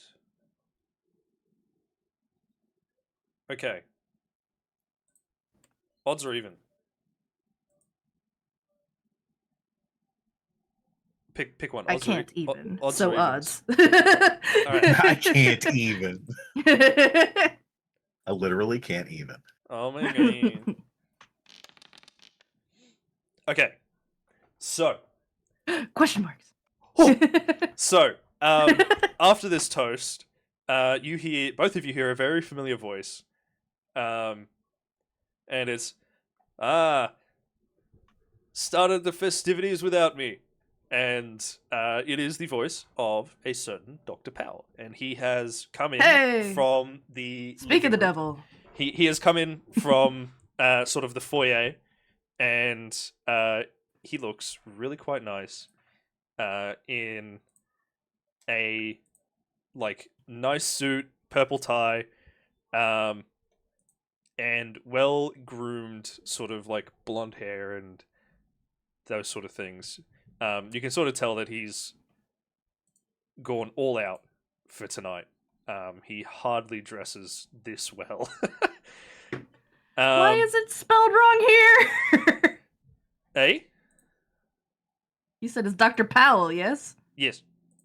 Oh yeah, because I Dr. fucking Howell. because I meant to do Dr. Powell, but it reminded me of Thurston Howell from fucking it was one of those really old Yes. TV shows. And so I accidentally wrote Howell instead of Powell. My bad. Oops. Okay. But it is Dr. Oh Powell. my god. Oh my god. Oh, minor spelling mistake. Mods, take his balls. My bookkeeping! My bookkeeping! And yeah, he comes in and a big smile on his face, and bloody Major Thorn is like, Doctor! And he like rushes over, embraces him in a big hug, and the Dr. Powell gives him like a hug back. And so you can see them like chatting to each other as they sort of walk over. It's like, my good boy, I didn't think you'd be come out before the dinner. And he's like, oh yeah, well, just got stuck doing some like last minute like research and whatnot. It's like, oh come, have a drink. I know what you like. And he starts making a drink for the good doctor, kind of forcing him to like take a seat. What would you all like to do? Squishing him onto the stool. Yeah, pretty much. and like at this point, he's just like he just knows to go along with it. Like, there's no point fighting it. So it's good to see you, Doc. Thank you for Louis. inviting us all and going all out for whatever it is. Oh, this surprise is you're gonna really enjoy this one. I think it's my biggest discovery yet. It's good to see you, Louis. It's good to see you. It's been too long. Yeah, good to see you too, Doc. And Freck, Bartholomew took the paintings into my office not that long ago. Thank you again. Did you open them? Do you like them? They're excellent. Exactly what I wanted. And okay. She exchanges a quick glance with Virginia. and Virginia's got a kind of like a very sly smile, and she gives you like a quick look back. She knows not to say anything though. She is very tempted. Major Thorn though. One sec. Uh-oh. On the other hand. Okay. He rolled very well. He also holds his tongue. Okay. So, in spite of being inebriated, he's actually done really well. So he like starts to like mutter something like, "Oh, Doc, you should." Never mind. Wait a minute. Hold on. And he just sort of he just keeps preparing the drink. And sort of Marcus chimes in, and he's like, "You planning any more expeditions soon?" Oh no, just sort of. I think after this, I'll take a small break. I've been out and about for a very long time. I think I'd like to get back into the Western world, you know. And Marcus kind of nods and he's like, "I understand, but if you need me, I'll be around. You know how to contact me." Um, and then he looks at Virginia and he goes like, "The dancer isn't dancing. What's going on?" And Virginia's like, "Oh, you silly goose. You know how it is. I don't dance unless I'm being paid or unless I'm really feeling it. And right now, I'm just enjoying the company." I raise my glass. Amen. Where's Dr. Gray? I thought he'd be here with everyone as well. And you Well, I kind of saw him in the dining room. hear he kind of goes like, "Dr. Gray," and you sort of hear like a, "Yes, doctor, I'm here." And he kind of nods and he's like, "Ah, is he invested in one of his books?" One of your books, actually. Oh, of course. Yeah, he did say that he was keen on discussing these findings with me. Oh, goodness gracious. He likes to talk. Well, and he kind of like looks at a watch on his wrist. He's like, 10 minutes till dinner. I hope you're all excited. I know I am. And I do apologize again for coming out so late. I was busy getting everything prepared. And he kind of pats a coat pocket, or like his coat where a pocket would be, probably on the inside. In fact, if you'd like, you can both give me a spot hidden check. Hell yeah. Oh, how do I roll that? So you should just be able to click spot hidden, and it'll ask sort of what kind of roll you want to do. It's just a regular roll. So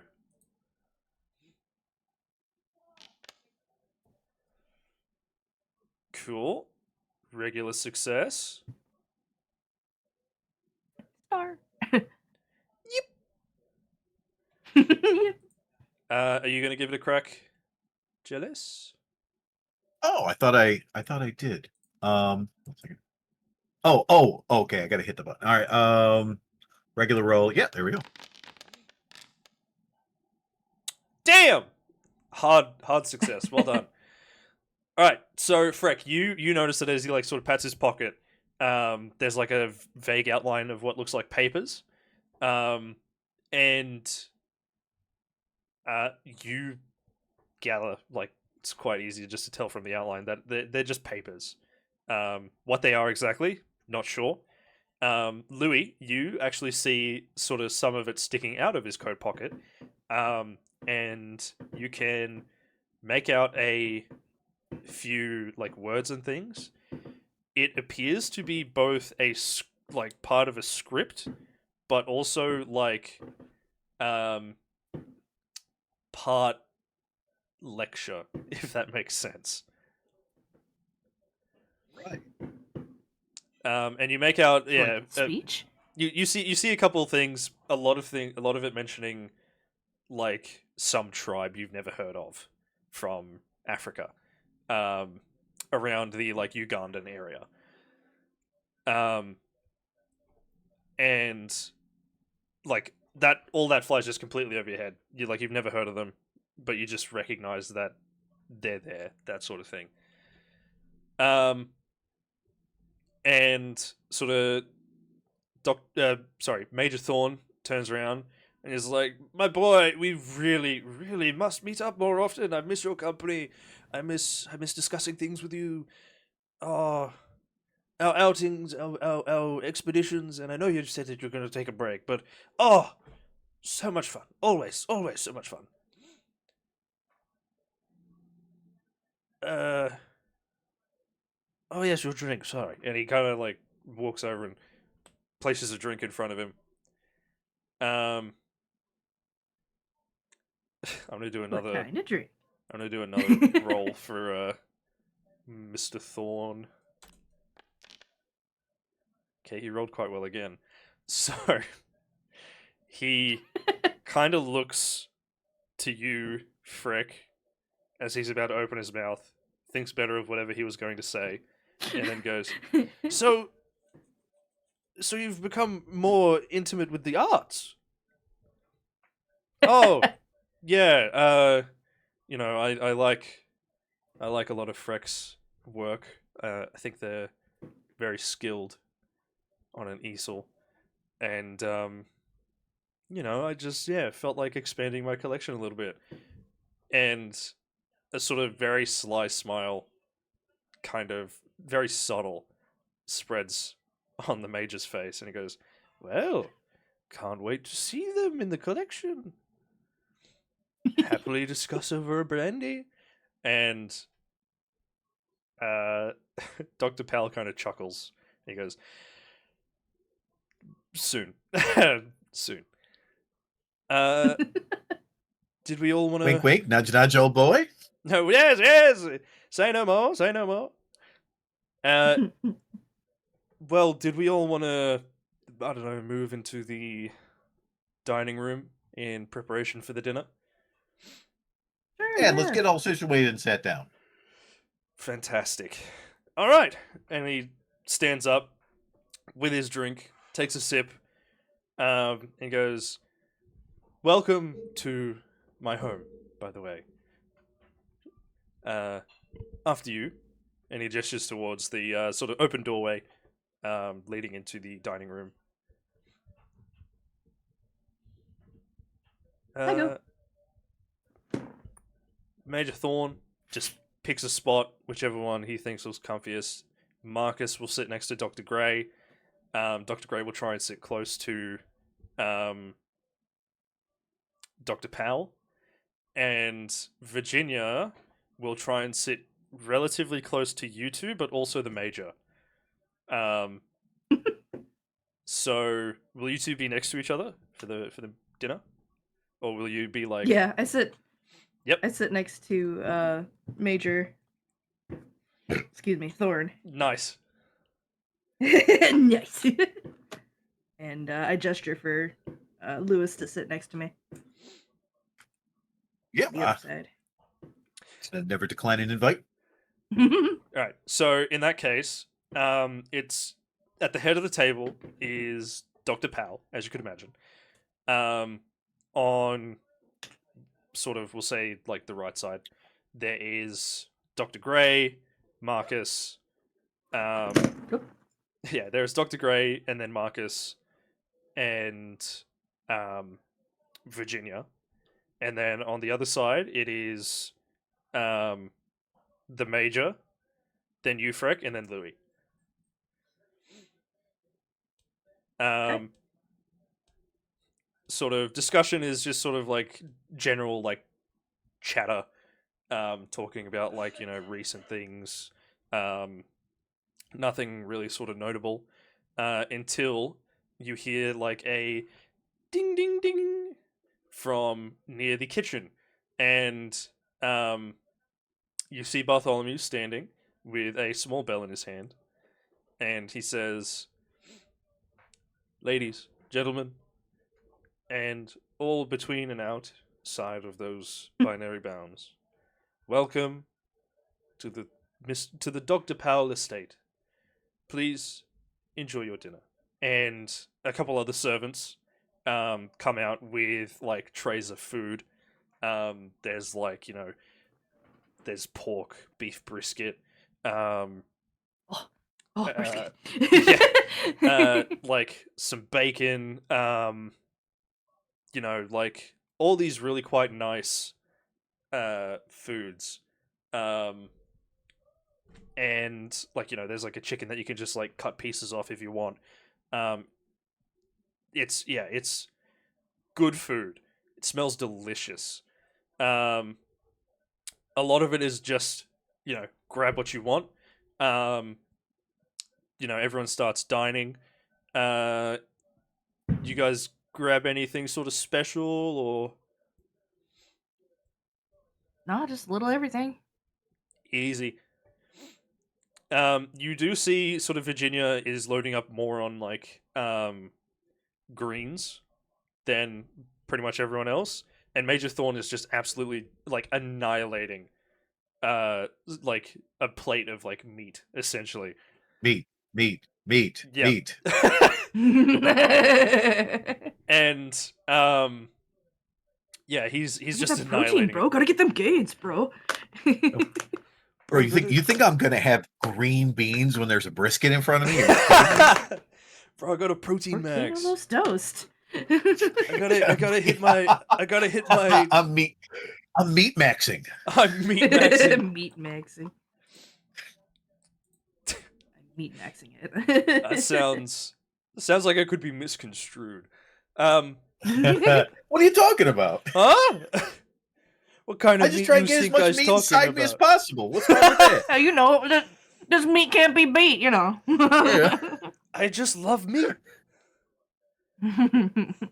So yeah, like it's just general sort of like dinner conversation for like good part of like 10, 15, 20 minutes. Everyone's eating, everyone's enjoying. Bartholomew is sort of even gestured to take a seat and enjoy some of the dining as well, which I imagine both of you would know is quite rare for like a sort of Oh. master to allow his like servants to do. Um, Mhm. But you both know that Dr. Powell, very kind individual, doesn't really give a damn about all those sort of fucking societal bullshit. Hoity-toity bullshit. Exactly. So the dinner is very very pleasant. You are still sort of free to like go and grab drinks if you want. In fact, Bartholomew brings like a cart with like sort of the big picks, the big choices, Mhm. and sort of just like wheels that around as people need. Um, you all sort of eat for a while, and then once everyone's sort of had their fill, Dr. Powell stands up and taps on like a glass, and it makes like the ding ding ding ding sound. Um, and he takes a deep breath as silence falls over the dining room. Everyone's looking expectantly, and he, deep breath. He says, "Thank you all for coming tonight. This means more than you could possibly know. I know that I haven't seen many of you in quite a while." And he sort of looks over towards, basically like the three of you, like you, Freck, you, Louis, and Major Thorn. And I do hope to rectify that soon. I'll be having much more time on my hands as long as the press, leaves me alone. I think Tilt my head at that. I think after tonight, things will change, and I think this discovery will really be my mark on Africanology and perhaps anthropology as it stands. If any of you have been to the library, you may have seen it already, but just not known what it is. If you haven't, then we will go after the dinner, and I'll show you. And he's like, kind of takes out the papers in his pocket, unfolds them, and starts reading. For many years now, I have attempted to uncover what we would consider bizarre mysteries and culture and rituals of the African peoples and their multiple disparate tribes and communities. Um, the Middle East houses, the Egyptians, uh, the birthplace of civilization. But I think Africa is widely underrepresented and misconstrued as being lesser somehow, especially by the colonial powers. And kind of Major Thorn goes like, "Yeah, bastards!" Um, completely, like not seeing the irony in such a statement. And he continues on, and he talks about, like his years of study, the various expeditions he's done, the many small stepping stones to where he is now. And he sort of thanks each of you individually, for being a friend or an ally, a work associate, etc., etc. And he kind of stops again, takes a deep breath, and uh, you know, puts the first page to the back. And as he goes to start speaking again, the lights cut out. At Oh. this point, the only thing sort of filtering in through the windows is moonlight, and even then, because it's quite a dark night, and the moon is mostly what is that? Waned, Waned? where it's disappearing. Yeah, I think it's waned. So there isn't much moonlight to be had. Period. So it is near pitch darkness, especially since you were both like everyone was in the light. Your eyes are adjusted, right? And there's mutterings around the table, and sort of you hear like a bunch of people, just sort of going like, "What the hell? What's going on?" And Dr. Powell goes, "Don't worry, everyone. I'm sure it's fine. Probably just the generator at the back. We'll get the groundskeeper on it. Stay calm. We'll continue on." And then there is a flash and a deafeningly loud bang. Oh. And you hear someone crumple to the floor. Oh shit! Like a firearm bang? Oh yeah. Okay. It's silence for like what feels like several minutes, probably only 5 seconds, before you hear Virginia very loudly ask, "What the fuck was that?" And Major, you don't even hear the Major, but you hear his like breathing quite like steady and firm, like he's ready for something, right? And you hear Marcus go, "Nobody move. That was most definitely a gunshot."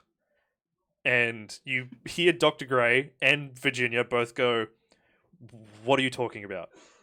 What are your reactions?" As soon as the bang happened, I'm under the table. Yep. Understandable. Louis, how does Louis react? I think that he has the most white guy reaction possible, where when a gunshot goes off, he stands up. Like ready to face whatever.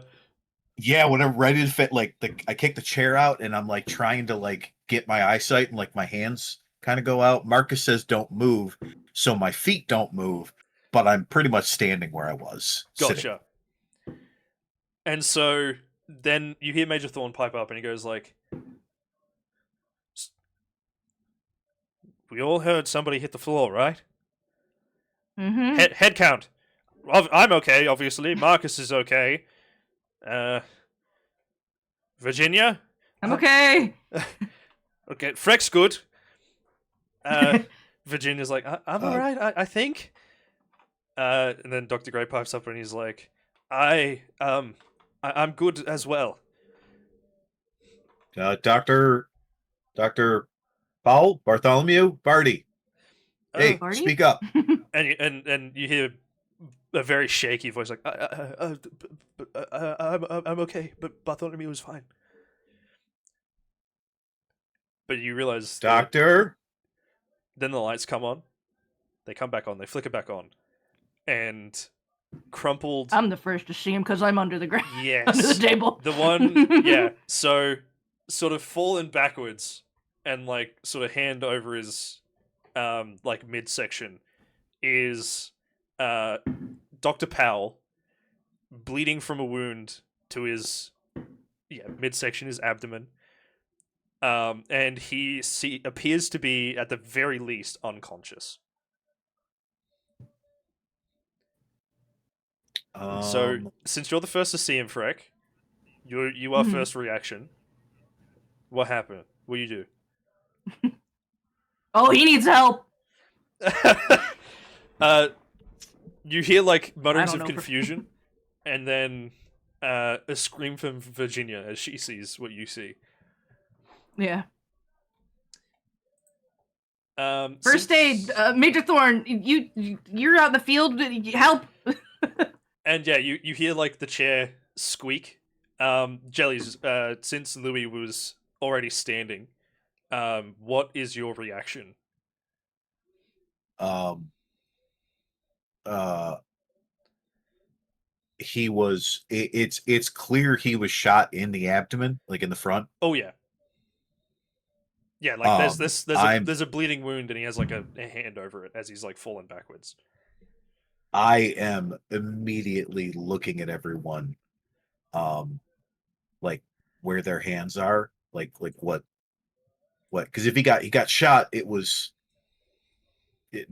like immediately. I'm looking to see if anybody's like holding a gun or like hiding something. Yep. So I you won't have to roll for this. Pretty much everyone has like Dr. Gray has his like hands like on the table, like he's kind of shaking. Virginia has her like hands on her chest in like shock. Um, Marcus has he's like going to stand up. He's like planted one hand on the table to stand, and the other is pushing his chair back. Um, and Major Thorn, you can see as he's moving towards Dr. Powell, has nothing in his hands either. The only person you can't see is Freck, because Freck is under the table right now. Um, but it looks like pretty much everyone, if they were the culprit, they've either hidden the weapon or they didn't have a weapon. What's Bartholomew doing? Oh, sorry, Bartholomew is just like standing there, completely like frozen in like horror, um, on sort of like the other end of the table. Like his hands are just at his side, and he's just kind of like, yeah, like a statue. Okay. Well, I scramble next to Dr. Powell's chair, and like I said, if I don't see Major Thorn jumping into action, I rouse him again. Like, hey, first aid. He needs help. Yeah, And I also look over to Bartholomew. We need a doctor. and he's like, yes, I'll get on the, I'll get on the landline. And he sort of stumbles outside the room towards the like living room hallway, and um like disappears from view. But you can hear his footsteps sort of like going down the hallway. Major Thorn is there, and he's like giving him like a once over, and he sort of delicately raises Dr. Powell's hand, and there's like it's surprisingly neat, but there's a lot of blood. Um, Yeah. and he's like looking at it, and he's like, he's definitely been shot.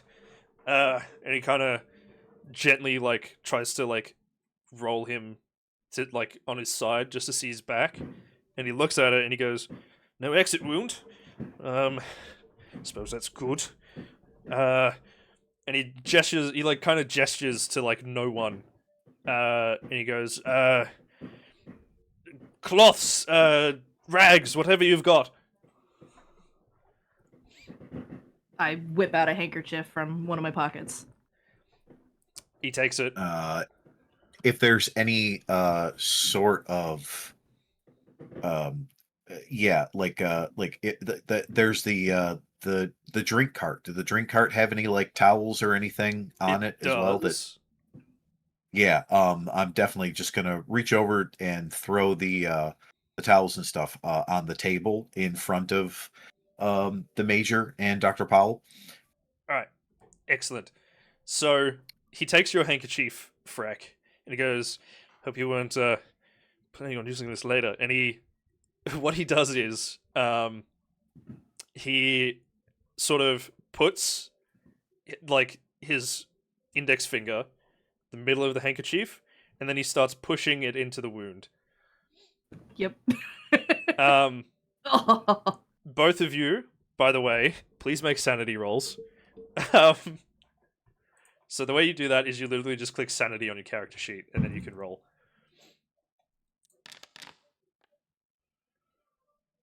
Cool. Success. You take 1 point of sanity loss. Fail. Okay. Are you kidding me? I failed by 1? 1 point. Uh, And you can't use luck on sanity rolls, I don't think. Let me double check. no. Probably not. That's the whole point. Why is my sanity 7 and his is 60? Is that just our build? Yes, your sanity is equal to your POW stat at first. Gotcha. Just gonna double check and see, make sure you can't use luck on sanity rolls. I just gotta find where it is. One tick. I'll roll for it anyway, just in case. There we go.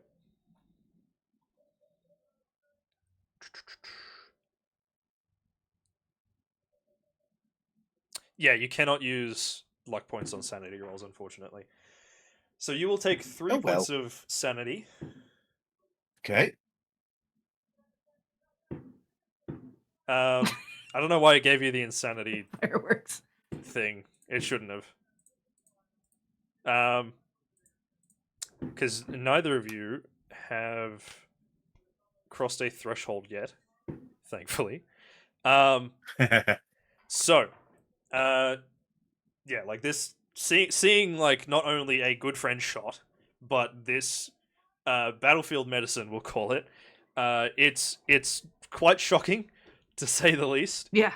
Louis, even though you've been in a few scraps, I've been scraps, but never seen anything like never this. gone. Yeah. Yeah, Freck, I imagine busted ears, eyes, and lips don't match to bullet wounds. Yeah, exactly. and Freck, I imagine the only reason you're not as affected is because of your anatomy. study. Exactly, your study of anatomy and like the human body. You've probably seen a few things. Yeah. So it's still confronting. Like, don't get me wrong. Yeah, absolutely. And yeah, he pushes his handkerchief all the way in, and you kind of hear Dr. Gray go like, Welch. "What are you doing? You're hurting him." And you can kind of see that Dr. Powell is actually grimacing slightly as he like shoves this handkerchief into the wound. I mean, yeah, it hurts. You know, yeah. a reaction's a good thing. At this point, it's okay. It is. If he's reacting, that means he's alive, and at least semi-conscious. And he starts grabbing like the towels and stuff and pressing them against the wound. And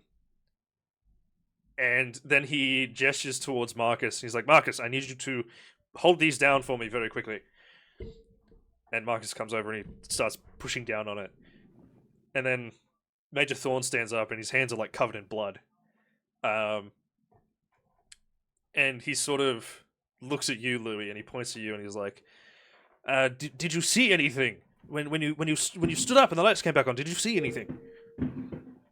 I I was looking at everybody else, and like just the guilt of like not knowing what's going on. I just start frantically looking around the room for like anything to be different because the attention's on me. This is Yeah, fair terrifying. enough. So Like what? Whoa, what? So yeah, Major Thorn, he can tell like you're very stressed, obviously, and he kind of like looks at his hands. He's like sobered up like instantly. Yeah. Yeah, he like looks at his hands and they're like covered in blood, and he kind of just sighs, and he like puts a hand on your shoulder. And he's like, "Hey, It's business time. listen. It's all right. It's all right. We'll get some detectives in here and they'll figure it out. We just need as much information as we can get. That's the only reason I asked you. It's okay." A shaky sort of nod to collect myself, and then I start looking around the room. Like, if it wasn't one of us, where did it come from? I'll take like a peek under the table, obviously, to like see Freck down there, because there's just like a second, like, wait. Yeah. Where's Frank? And God. stole him. We went in exact opposite directions. Yeah. So so okay. Are you looking for anything in particular?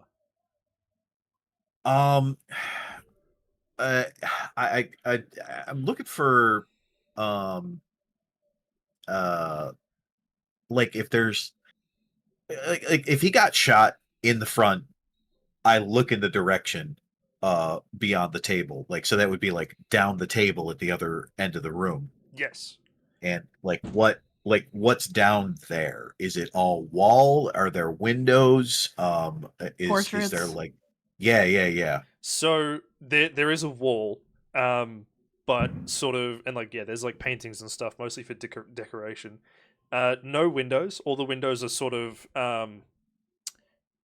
like lengthwise for the table, I guess you could call it. Um, but there is a sort of doorway that leads to like the main hallway of the house, which leads further into like like uh different like bedrooms, like Dr. Powell's offices, things like that. Yeah. The door is currently closed. Freck got blown up. Oh I'm my getting god! blown up. Sorry, but yeah, the door is currently closed right now. In fact, since you are having a look, give me another spot hidden check. All right.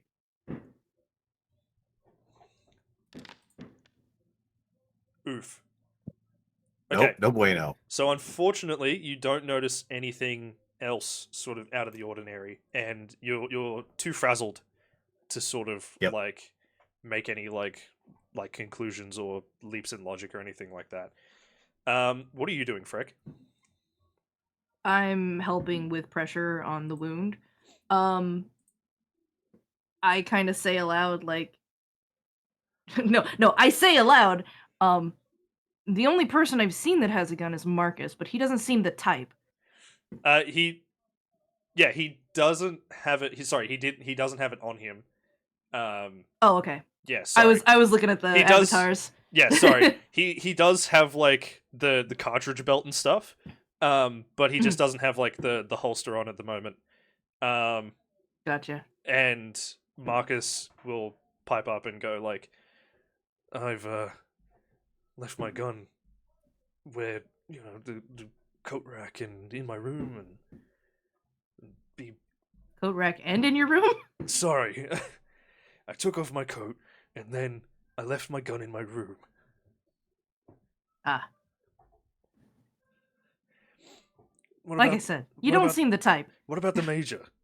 He's a military officer. He'd have a gun. And then Major Thorn kind of wheels around, and he's like, "Excuse me. Why would I shoot? My God, man! Why would I? First of all, why would I shoot one of my best friends? And secondly, my gun is in my coat, and I leave it, and I left it in the foyer, much like with all the other coats. It's in its bloody shoulder holster. My God, look, it gets us nowhere accusing each other until we can define 100% certainly who shot whom. Well, we know whom got shot, but you know what I mean." Well, no, don't take me wrong. I'm not accusing anyone. I'm just trying to gather the facts. And then Uh, Virginia kind of like, she's like fanning herself with one of her hands. She's like, "Well, so we know that 2 people have firearms, at least. So, oh Lord, I'm feeling faint. So, but who could have done it? Could the gun have been retrieved previously from one of the rooms, or stolen, or I don't know." I don't either. I'm- I yell, I'm gonna Bartholomew! I'm gonna frantically push the door open to the hallway because they meant like that's the direction that both the guns are in. So Yeah. So yeah, I'll open the door and look down the hallway. you open it up, and you look down the hallway, and you can kind of see like where the foyer would be, or the foyer. Sorry, however you pronounce it. And Same Potato, difference. potato. yeah, and you sort of look down the hallway, and you do see like where the foyer sort of would be, and then you sort of like look down the other way, and it leads to sort of like a bunch of other smaller rooms. One of them does have like a placard saying like library on it, but other than that, you don't see much of anything. You call out for Bartholomew Freck, and Right. you sort of hear some like shuffling, and he comes back in, again, very like flustered and distraught. And he sort of, yes, you call. Is the doctor coming? I've called the authorities and they said they're on their way, but because we're far out, they may be half an hour at most. Lord, I don't think he has half an hour. What else can we do? Well, we could drive him, but that carries the risk of, driving at night in the frost and, oh, God.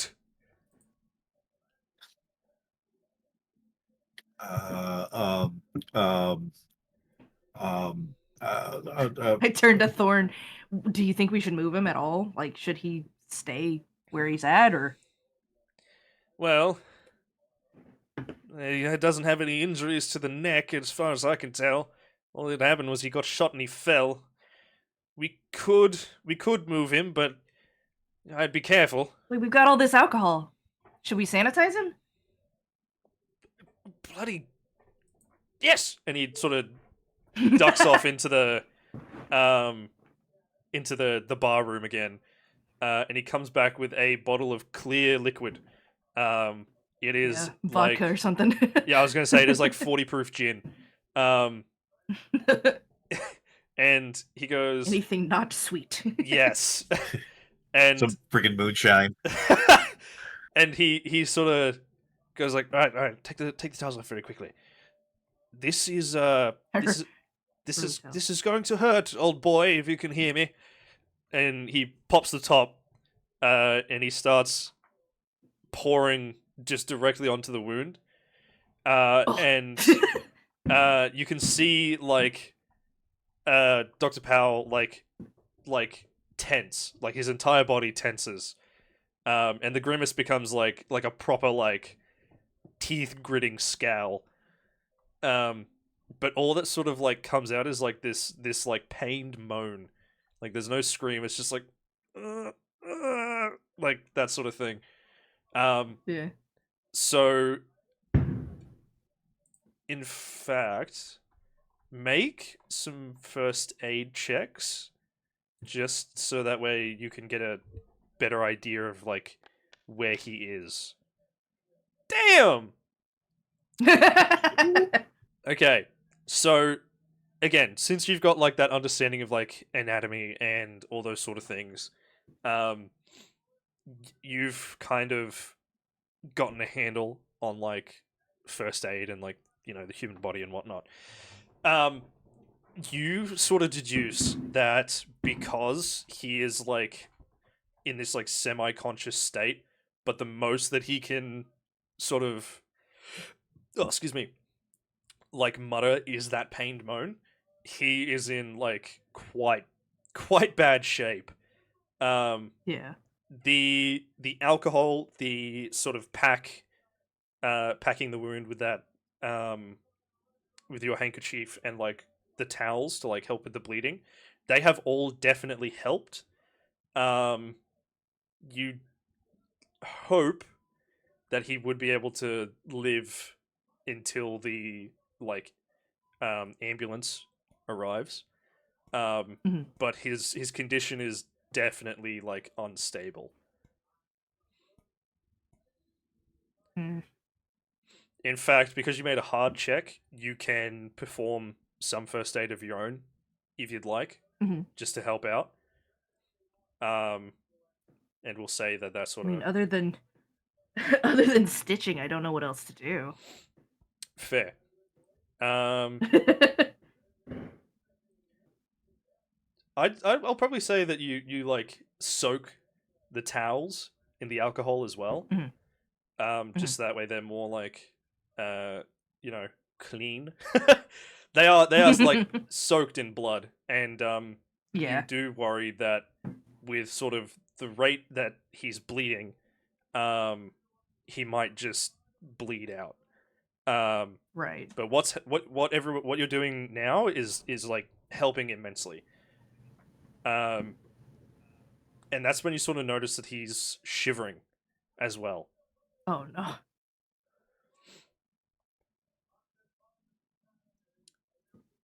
So, Is that we talking shock? That's shock. Yeah. Fuck. so what do you do?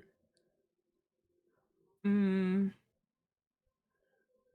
I mean, I'm kind of stuck helping him.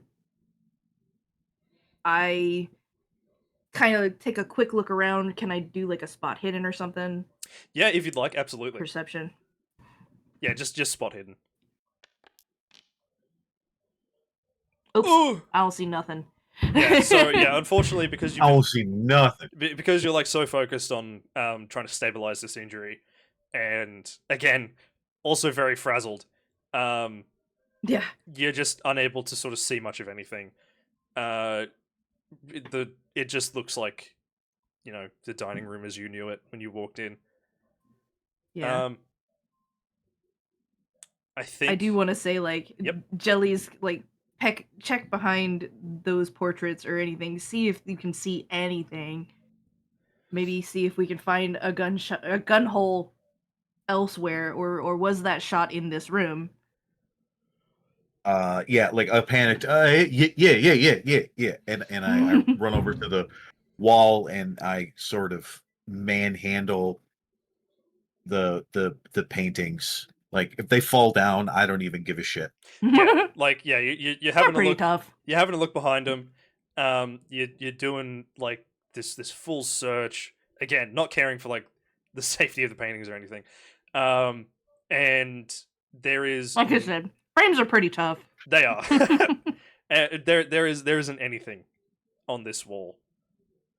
Uh, I'm gonna if there's nothing on the wall, I'm just going to start like sort of uh, not full panic, but the anxiety is like super high, and I'm just gonna like start marching around that down the hallway, um, and I get out the door, and I get a couple steps out the door, and then I yell to Marcus, um, uh, get your gun, and And because my first thought is, okay, if he got shot, and we know of 2 guns minimum that exist in the house, we should find them.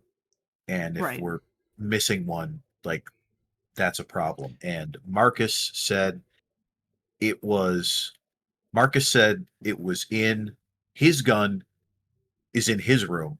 Mm-hmm. Um, and I uh go to um the foyer where the major said he left his coat, Okay. and I'm gonna go see if I can find uh his gun. Okay. So Marcus, sort of wordlessly will like rush past you, head up the stairs. Um, you find the major's coat. Very easy. It is genuinely just like a dress coat. Um, Military dress yeah, code. exactly. He's got a few like badges and stuff. He's got like the major pips on the fucking. Medals. Medals, not badges. Medals. You know what I mean? You know what I mean? Ribbons. That's the word I was thinking of. Not medals, ribbons. Ribbons. And fuck. And He has military bedazzlement. exactly. Since they're British, you probably wouldn't recognize them, but like, yeah, you can probably gather that they're mostly for like service in the war and that sort of thing. Oh, Wars yeah. and such. Exactly. Um, you like sort of. How do you go about it? You know what? Tell me how you search his coat.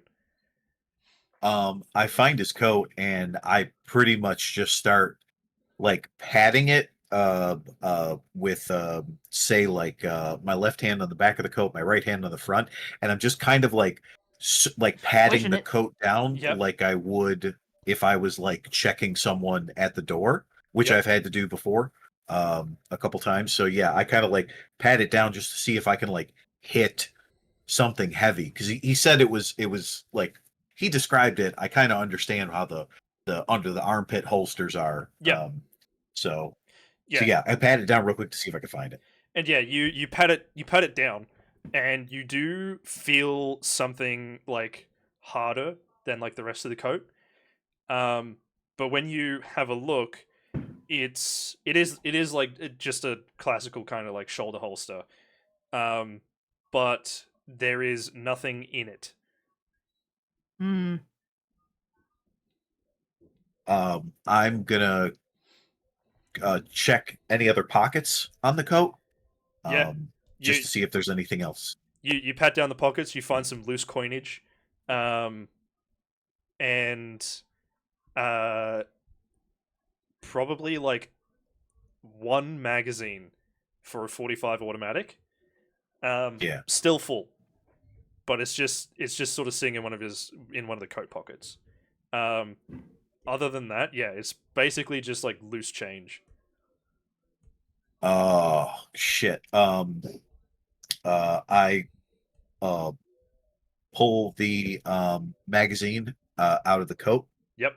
and I put it in my pocket. So whoever took the gun isn't like whoever took the gun didn't take the spare mag, so like less bullets for them. Yeah, fair. And I'm Pretty much. gonna yell up the stairs for Marcus And yeah, like just to hear a response. pretty much like as soon as you're like done stuffing the magazine in your pocket, um, he comes like scrambling down, and you can see he's got what looks like a 45 revolver. Um, oh, sorry, wait, 45 or a sorry, 38 revolver. Um, 38. and he's Ooh. and he's like checking it out. He's like checking the cylinder, um, and he comes down and he like dumps the cartridges into like the palm of his hand, and then he shows you. He's like, "All there hasn't been fired." I pull the Hmm. magazine out of my pocket and I don't say it loudly. I say it quietly for him to hear. The major's holster's empty. The, his weapon's gone. His fire His weapon's gone. And While all that is happening, go on. I look to Thorn and I say, "You've seen a lot of gunshots in the field. Can you tell what caliber this may have been?" I've seen too many. Mhm. And he kind of like gently like lifts up the towels, and he like wipes away some of the blood with one of the cleaner ones. And he's looking at it, and he's like, "It's definitely not a rifle caliber. Some kind of pistol cartridge. If I had to take a guess, I'm not Hmm. sure what size though. Okay. If you want, you can try and take a guess by rolling your handgun skill. Mm. Dirty Damn. Over. three. Remember that you can use luck to make that a success. I'm gonna do that. Cool. So in that case, you How do take off 3 points of luck. I think you Mhm. can click on it. Yeah, if you click on the Oh, roll you're good. itself, you can spend 3 luck to pass. There we go.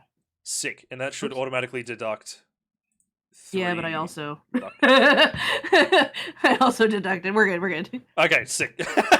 So yeah, you have a look, and he is absolutely correct. It is a It is a pistol caliber of some sort. Um, what kind of pistols or firearms would you have spent the most time with, if any? Um, Would they be automatics, revolvers? definitely would be a revolver, I think. Okay. So in that case, I imagine they'd mostly be 'Cause I like think those would be 38. more Yeah. readily available and Oh yeah, for sure. Yeah, in that case I imagine they'd mostly be like 38s. Mhm. This looks larger than a 38. Um, Okay. it's like a size fatter, if that makes sense. Um, Mhm. but you're not sure what kind of Yeah. like weapon it was fired from. Okay. Good idea. Or good news. Good info. That's what I mean. Yeah, I know what you meant. I imagine at this point, Louis and Marcus come back in, unless you guys are doing something else. Um, I ask before before we go back into the room. Mm-hmm. Um, I ask Marcus. Um, uh, should we? Um, should we? Should when we go back in there? Should we check everybody? Well, I mean, I suppose. Um, we just. I panic for a second and I just put my arms up like if he wants to frisk me down. Like he's like, oh, he's the only one with the gun. So like, yeah. The gun, yeah, his gun is empty, and he's tucked it into like he's still like holding it empty. He's like shoved the cartridges into his pocket. Um, and yeah, he's kind of like holding it with the cylinder still out. And I think he kind of chuckle at like you being like, "Hey, whoa," you know, the don't shoot the messenger kind of like gesture that you do. Um, Um, and he'd go like, "I suppose that's more of a job for the police, but if we can find out, I guess it makes their jobs a lot easier."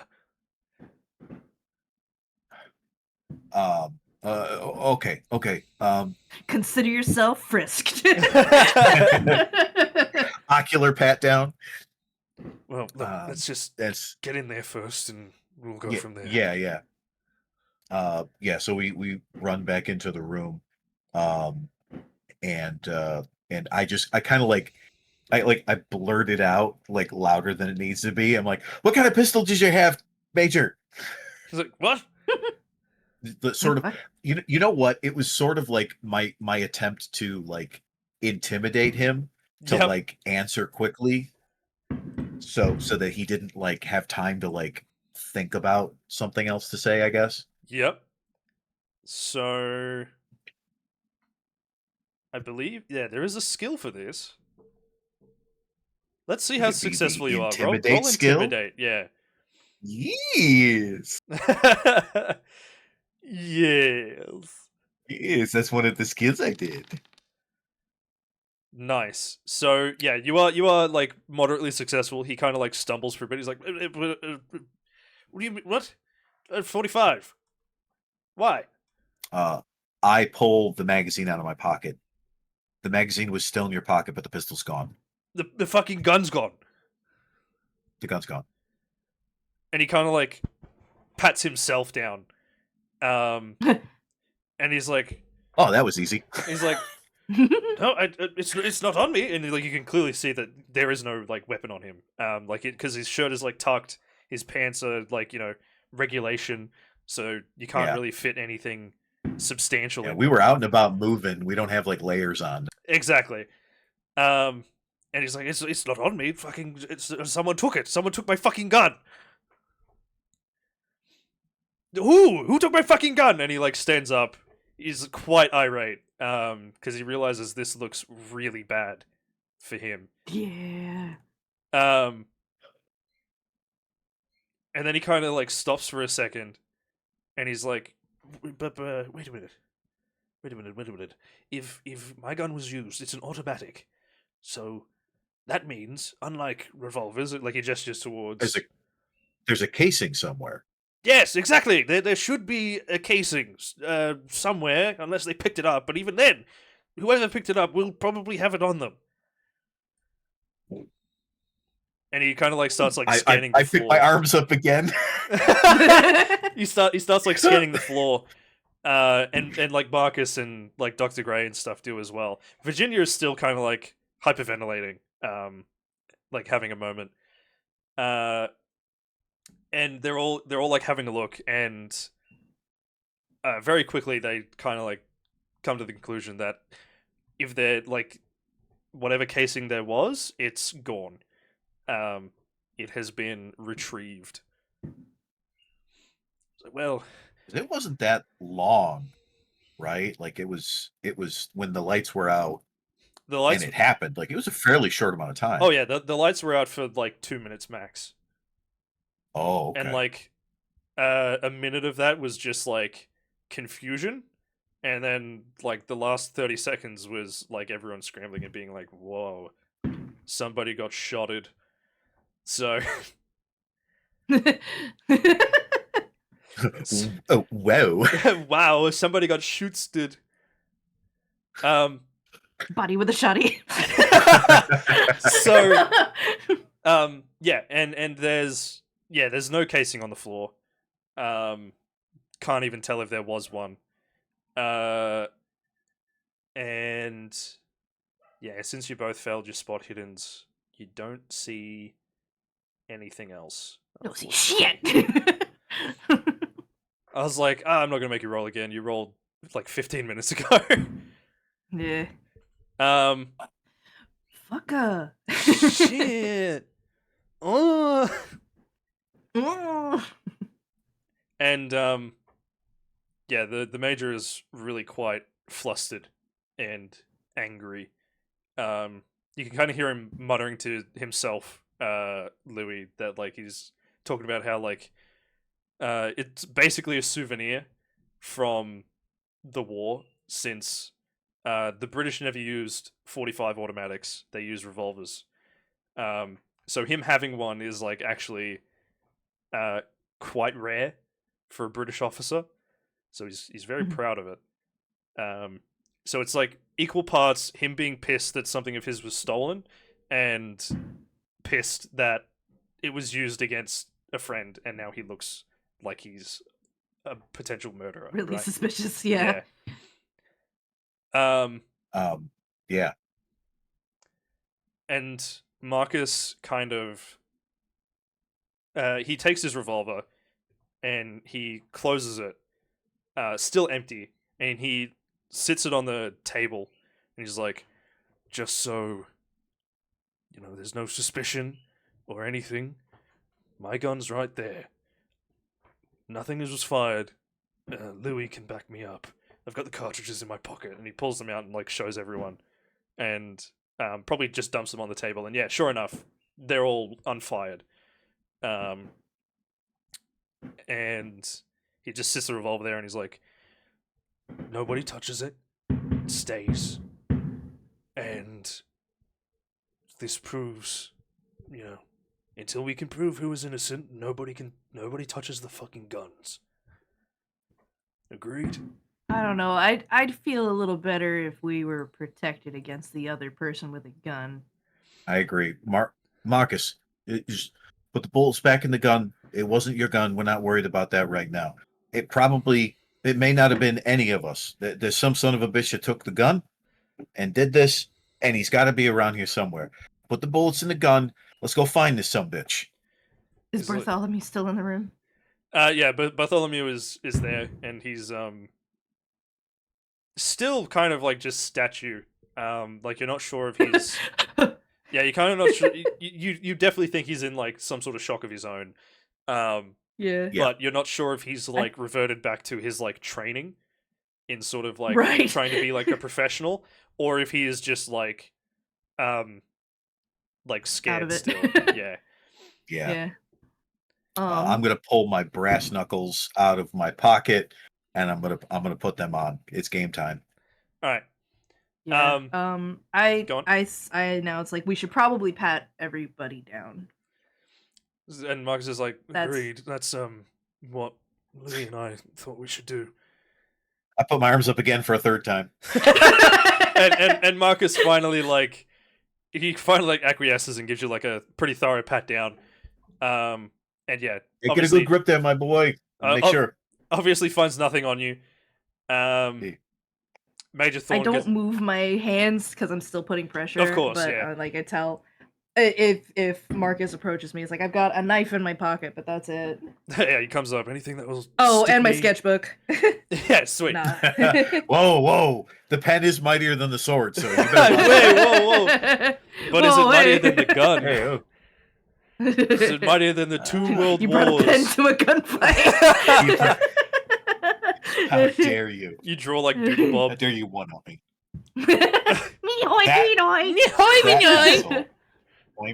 Oh god. He pats Major Thorn down. He's good. You pat Marcus down. He's good. Aside from bloody the gun we know. The gun that he now has. And yeah, he's put on like the holster belt properly. And he still has sorry, I should have mentioned earlier. He has quite a large knife on his belt as well. Nice. Very similar to like a kukri or like a Bowie knife, that sort of thing. Ooh, nice. A big boy. Yes, big knife. Basically a small sword. But yeah, I've got a folder. Yeah, you can tell it's just mostly for like it's designed for like hacking away at undergrowth and shit. But that's all that he has on him. Nothing that nobody already knew about. They pat you down, Freck. Again, they find like your little cutting knife, and they just give it back to you. They don't really consider that like too unusual or a threat, especially since I'm an artist. I gotta cut all sorts of stuff. Exactly, especially since he was. Plus, I live in New York City, so Yeah, very true as well. But yeah, and especially because he was shot, they deem that not like a problem. Right. Dr. Gray gets a pat down. They don't find anything on him at all. Virginia gets a pat down. She doesn't have anything either. She also has like a little switchblade, but that's about it. It's very ornate. It is very pretty. Actually, Louis, my boy. Yeah. Give me another spot hidden. All right, boss.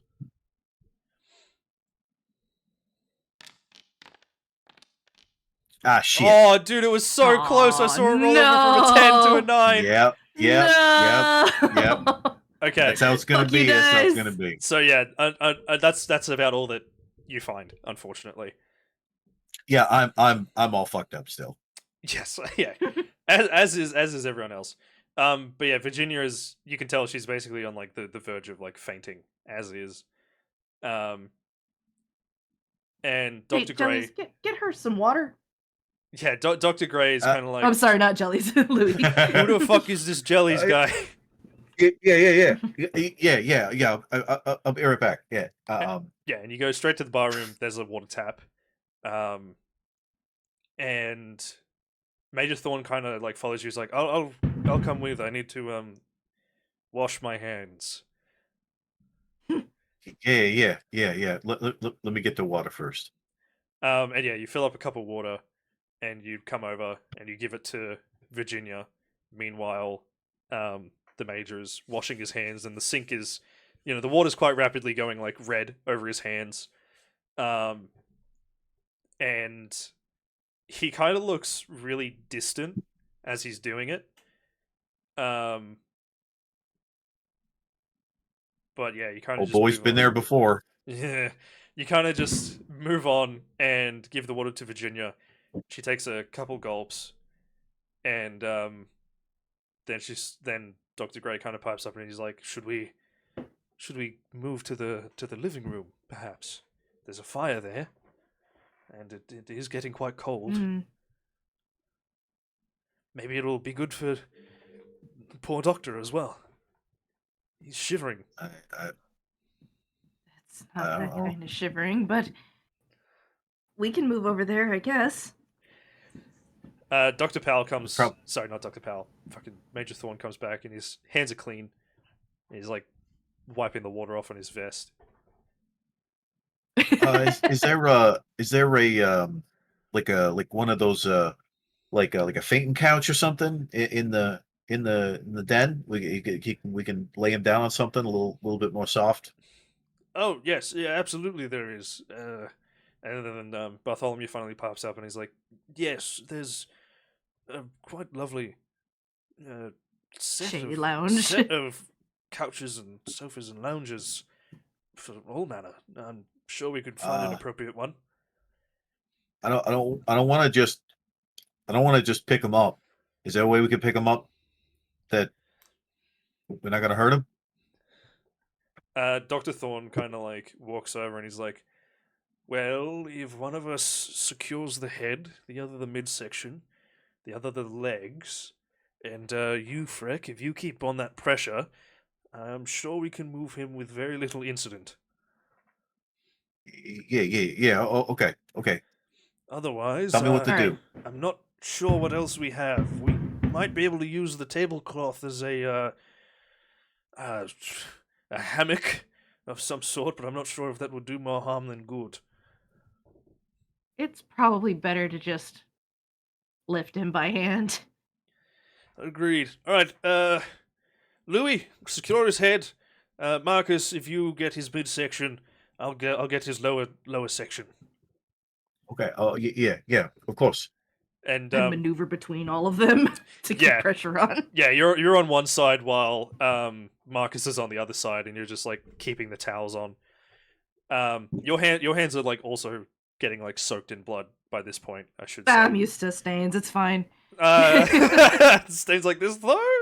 Um, Paint, blood, whatever. damn, you're one of those experimental artists. Sometimes you gotta cut a bitch, you know.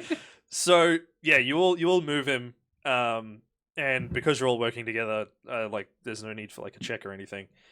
Um, you sort of very delicately bring him to the living room, and it is really a nice and comfortable living room, especially given the circumstances.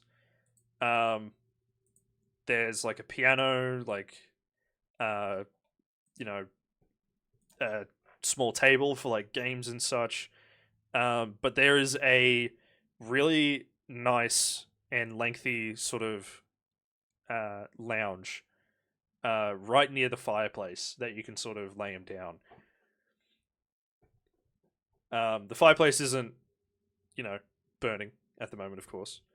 Um, and if you were to go and light it, you would notice that there is actually a sort of, they call them hunting rifles, but it's basically just a double-barreled shotgun on a mantle above the fireplace.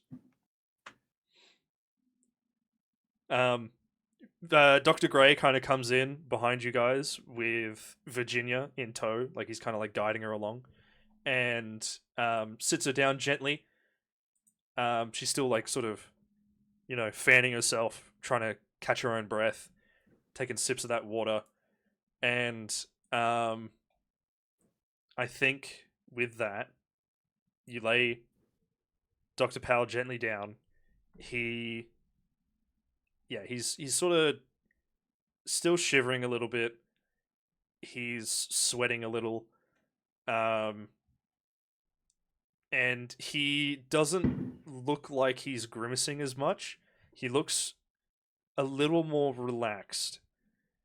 And you're not sure if that's just because the pain isn't as bad, or if he's, actively dying. But you lay him down, Right. and this eerie quiet falls over the rest of the room as sort of everyone wonders, what the fuck do we do now? And I think with that, we will end that here. And we will carry on next time. Ah. Yeah. I think that's a good place to stop. It is. And yeah, fun times all around.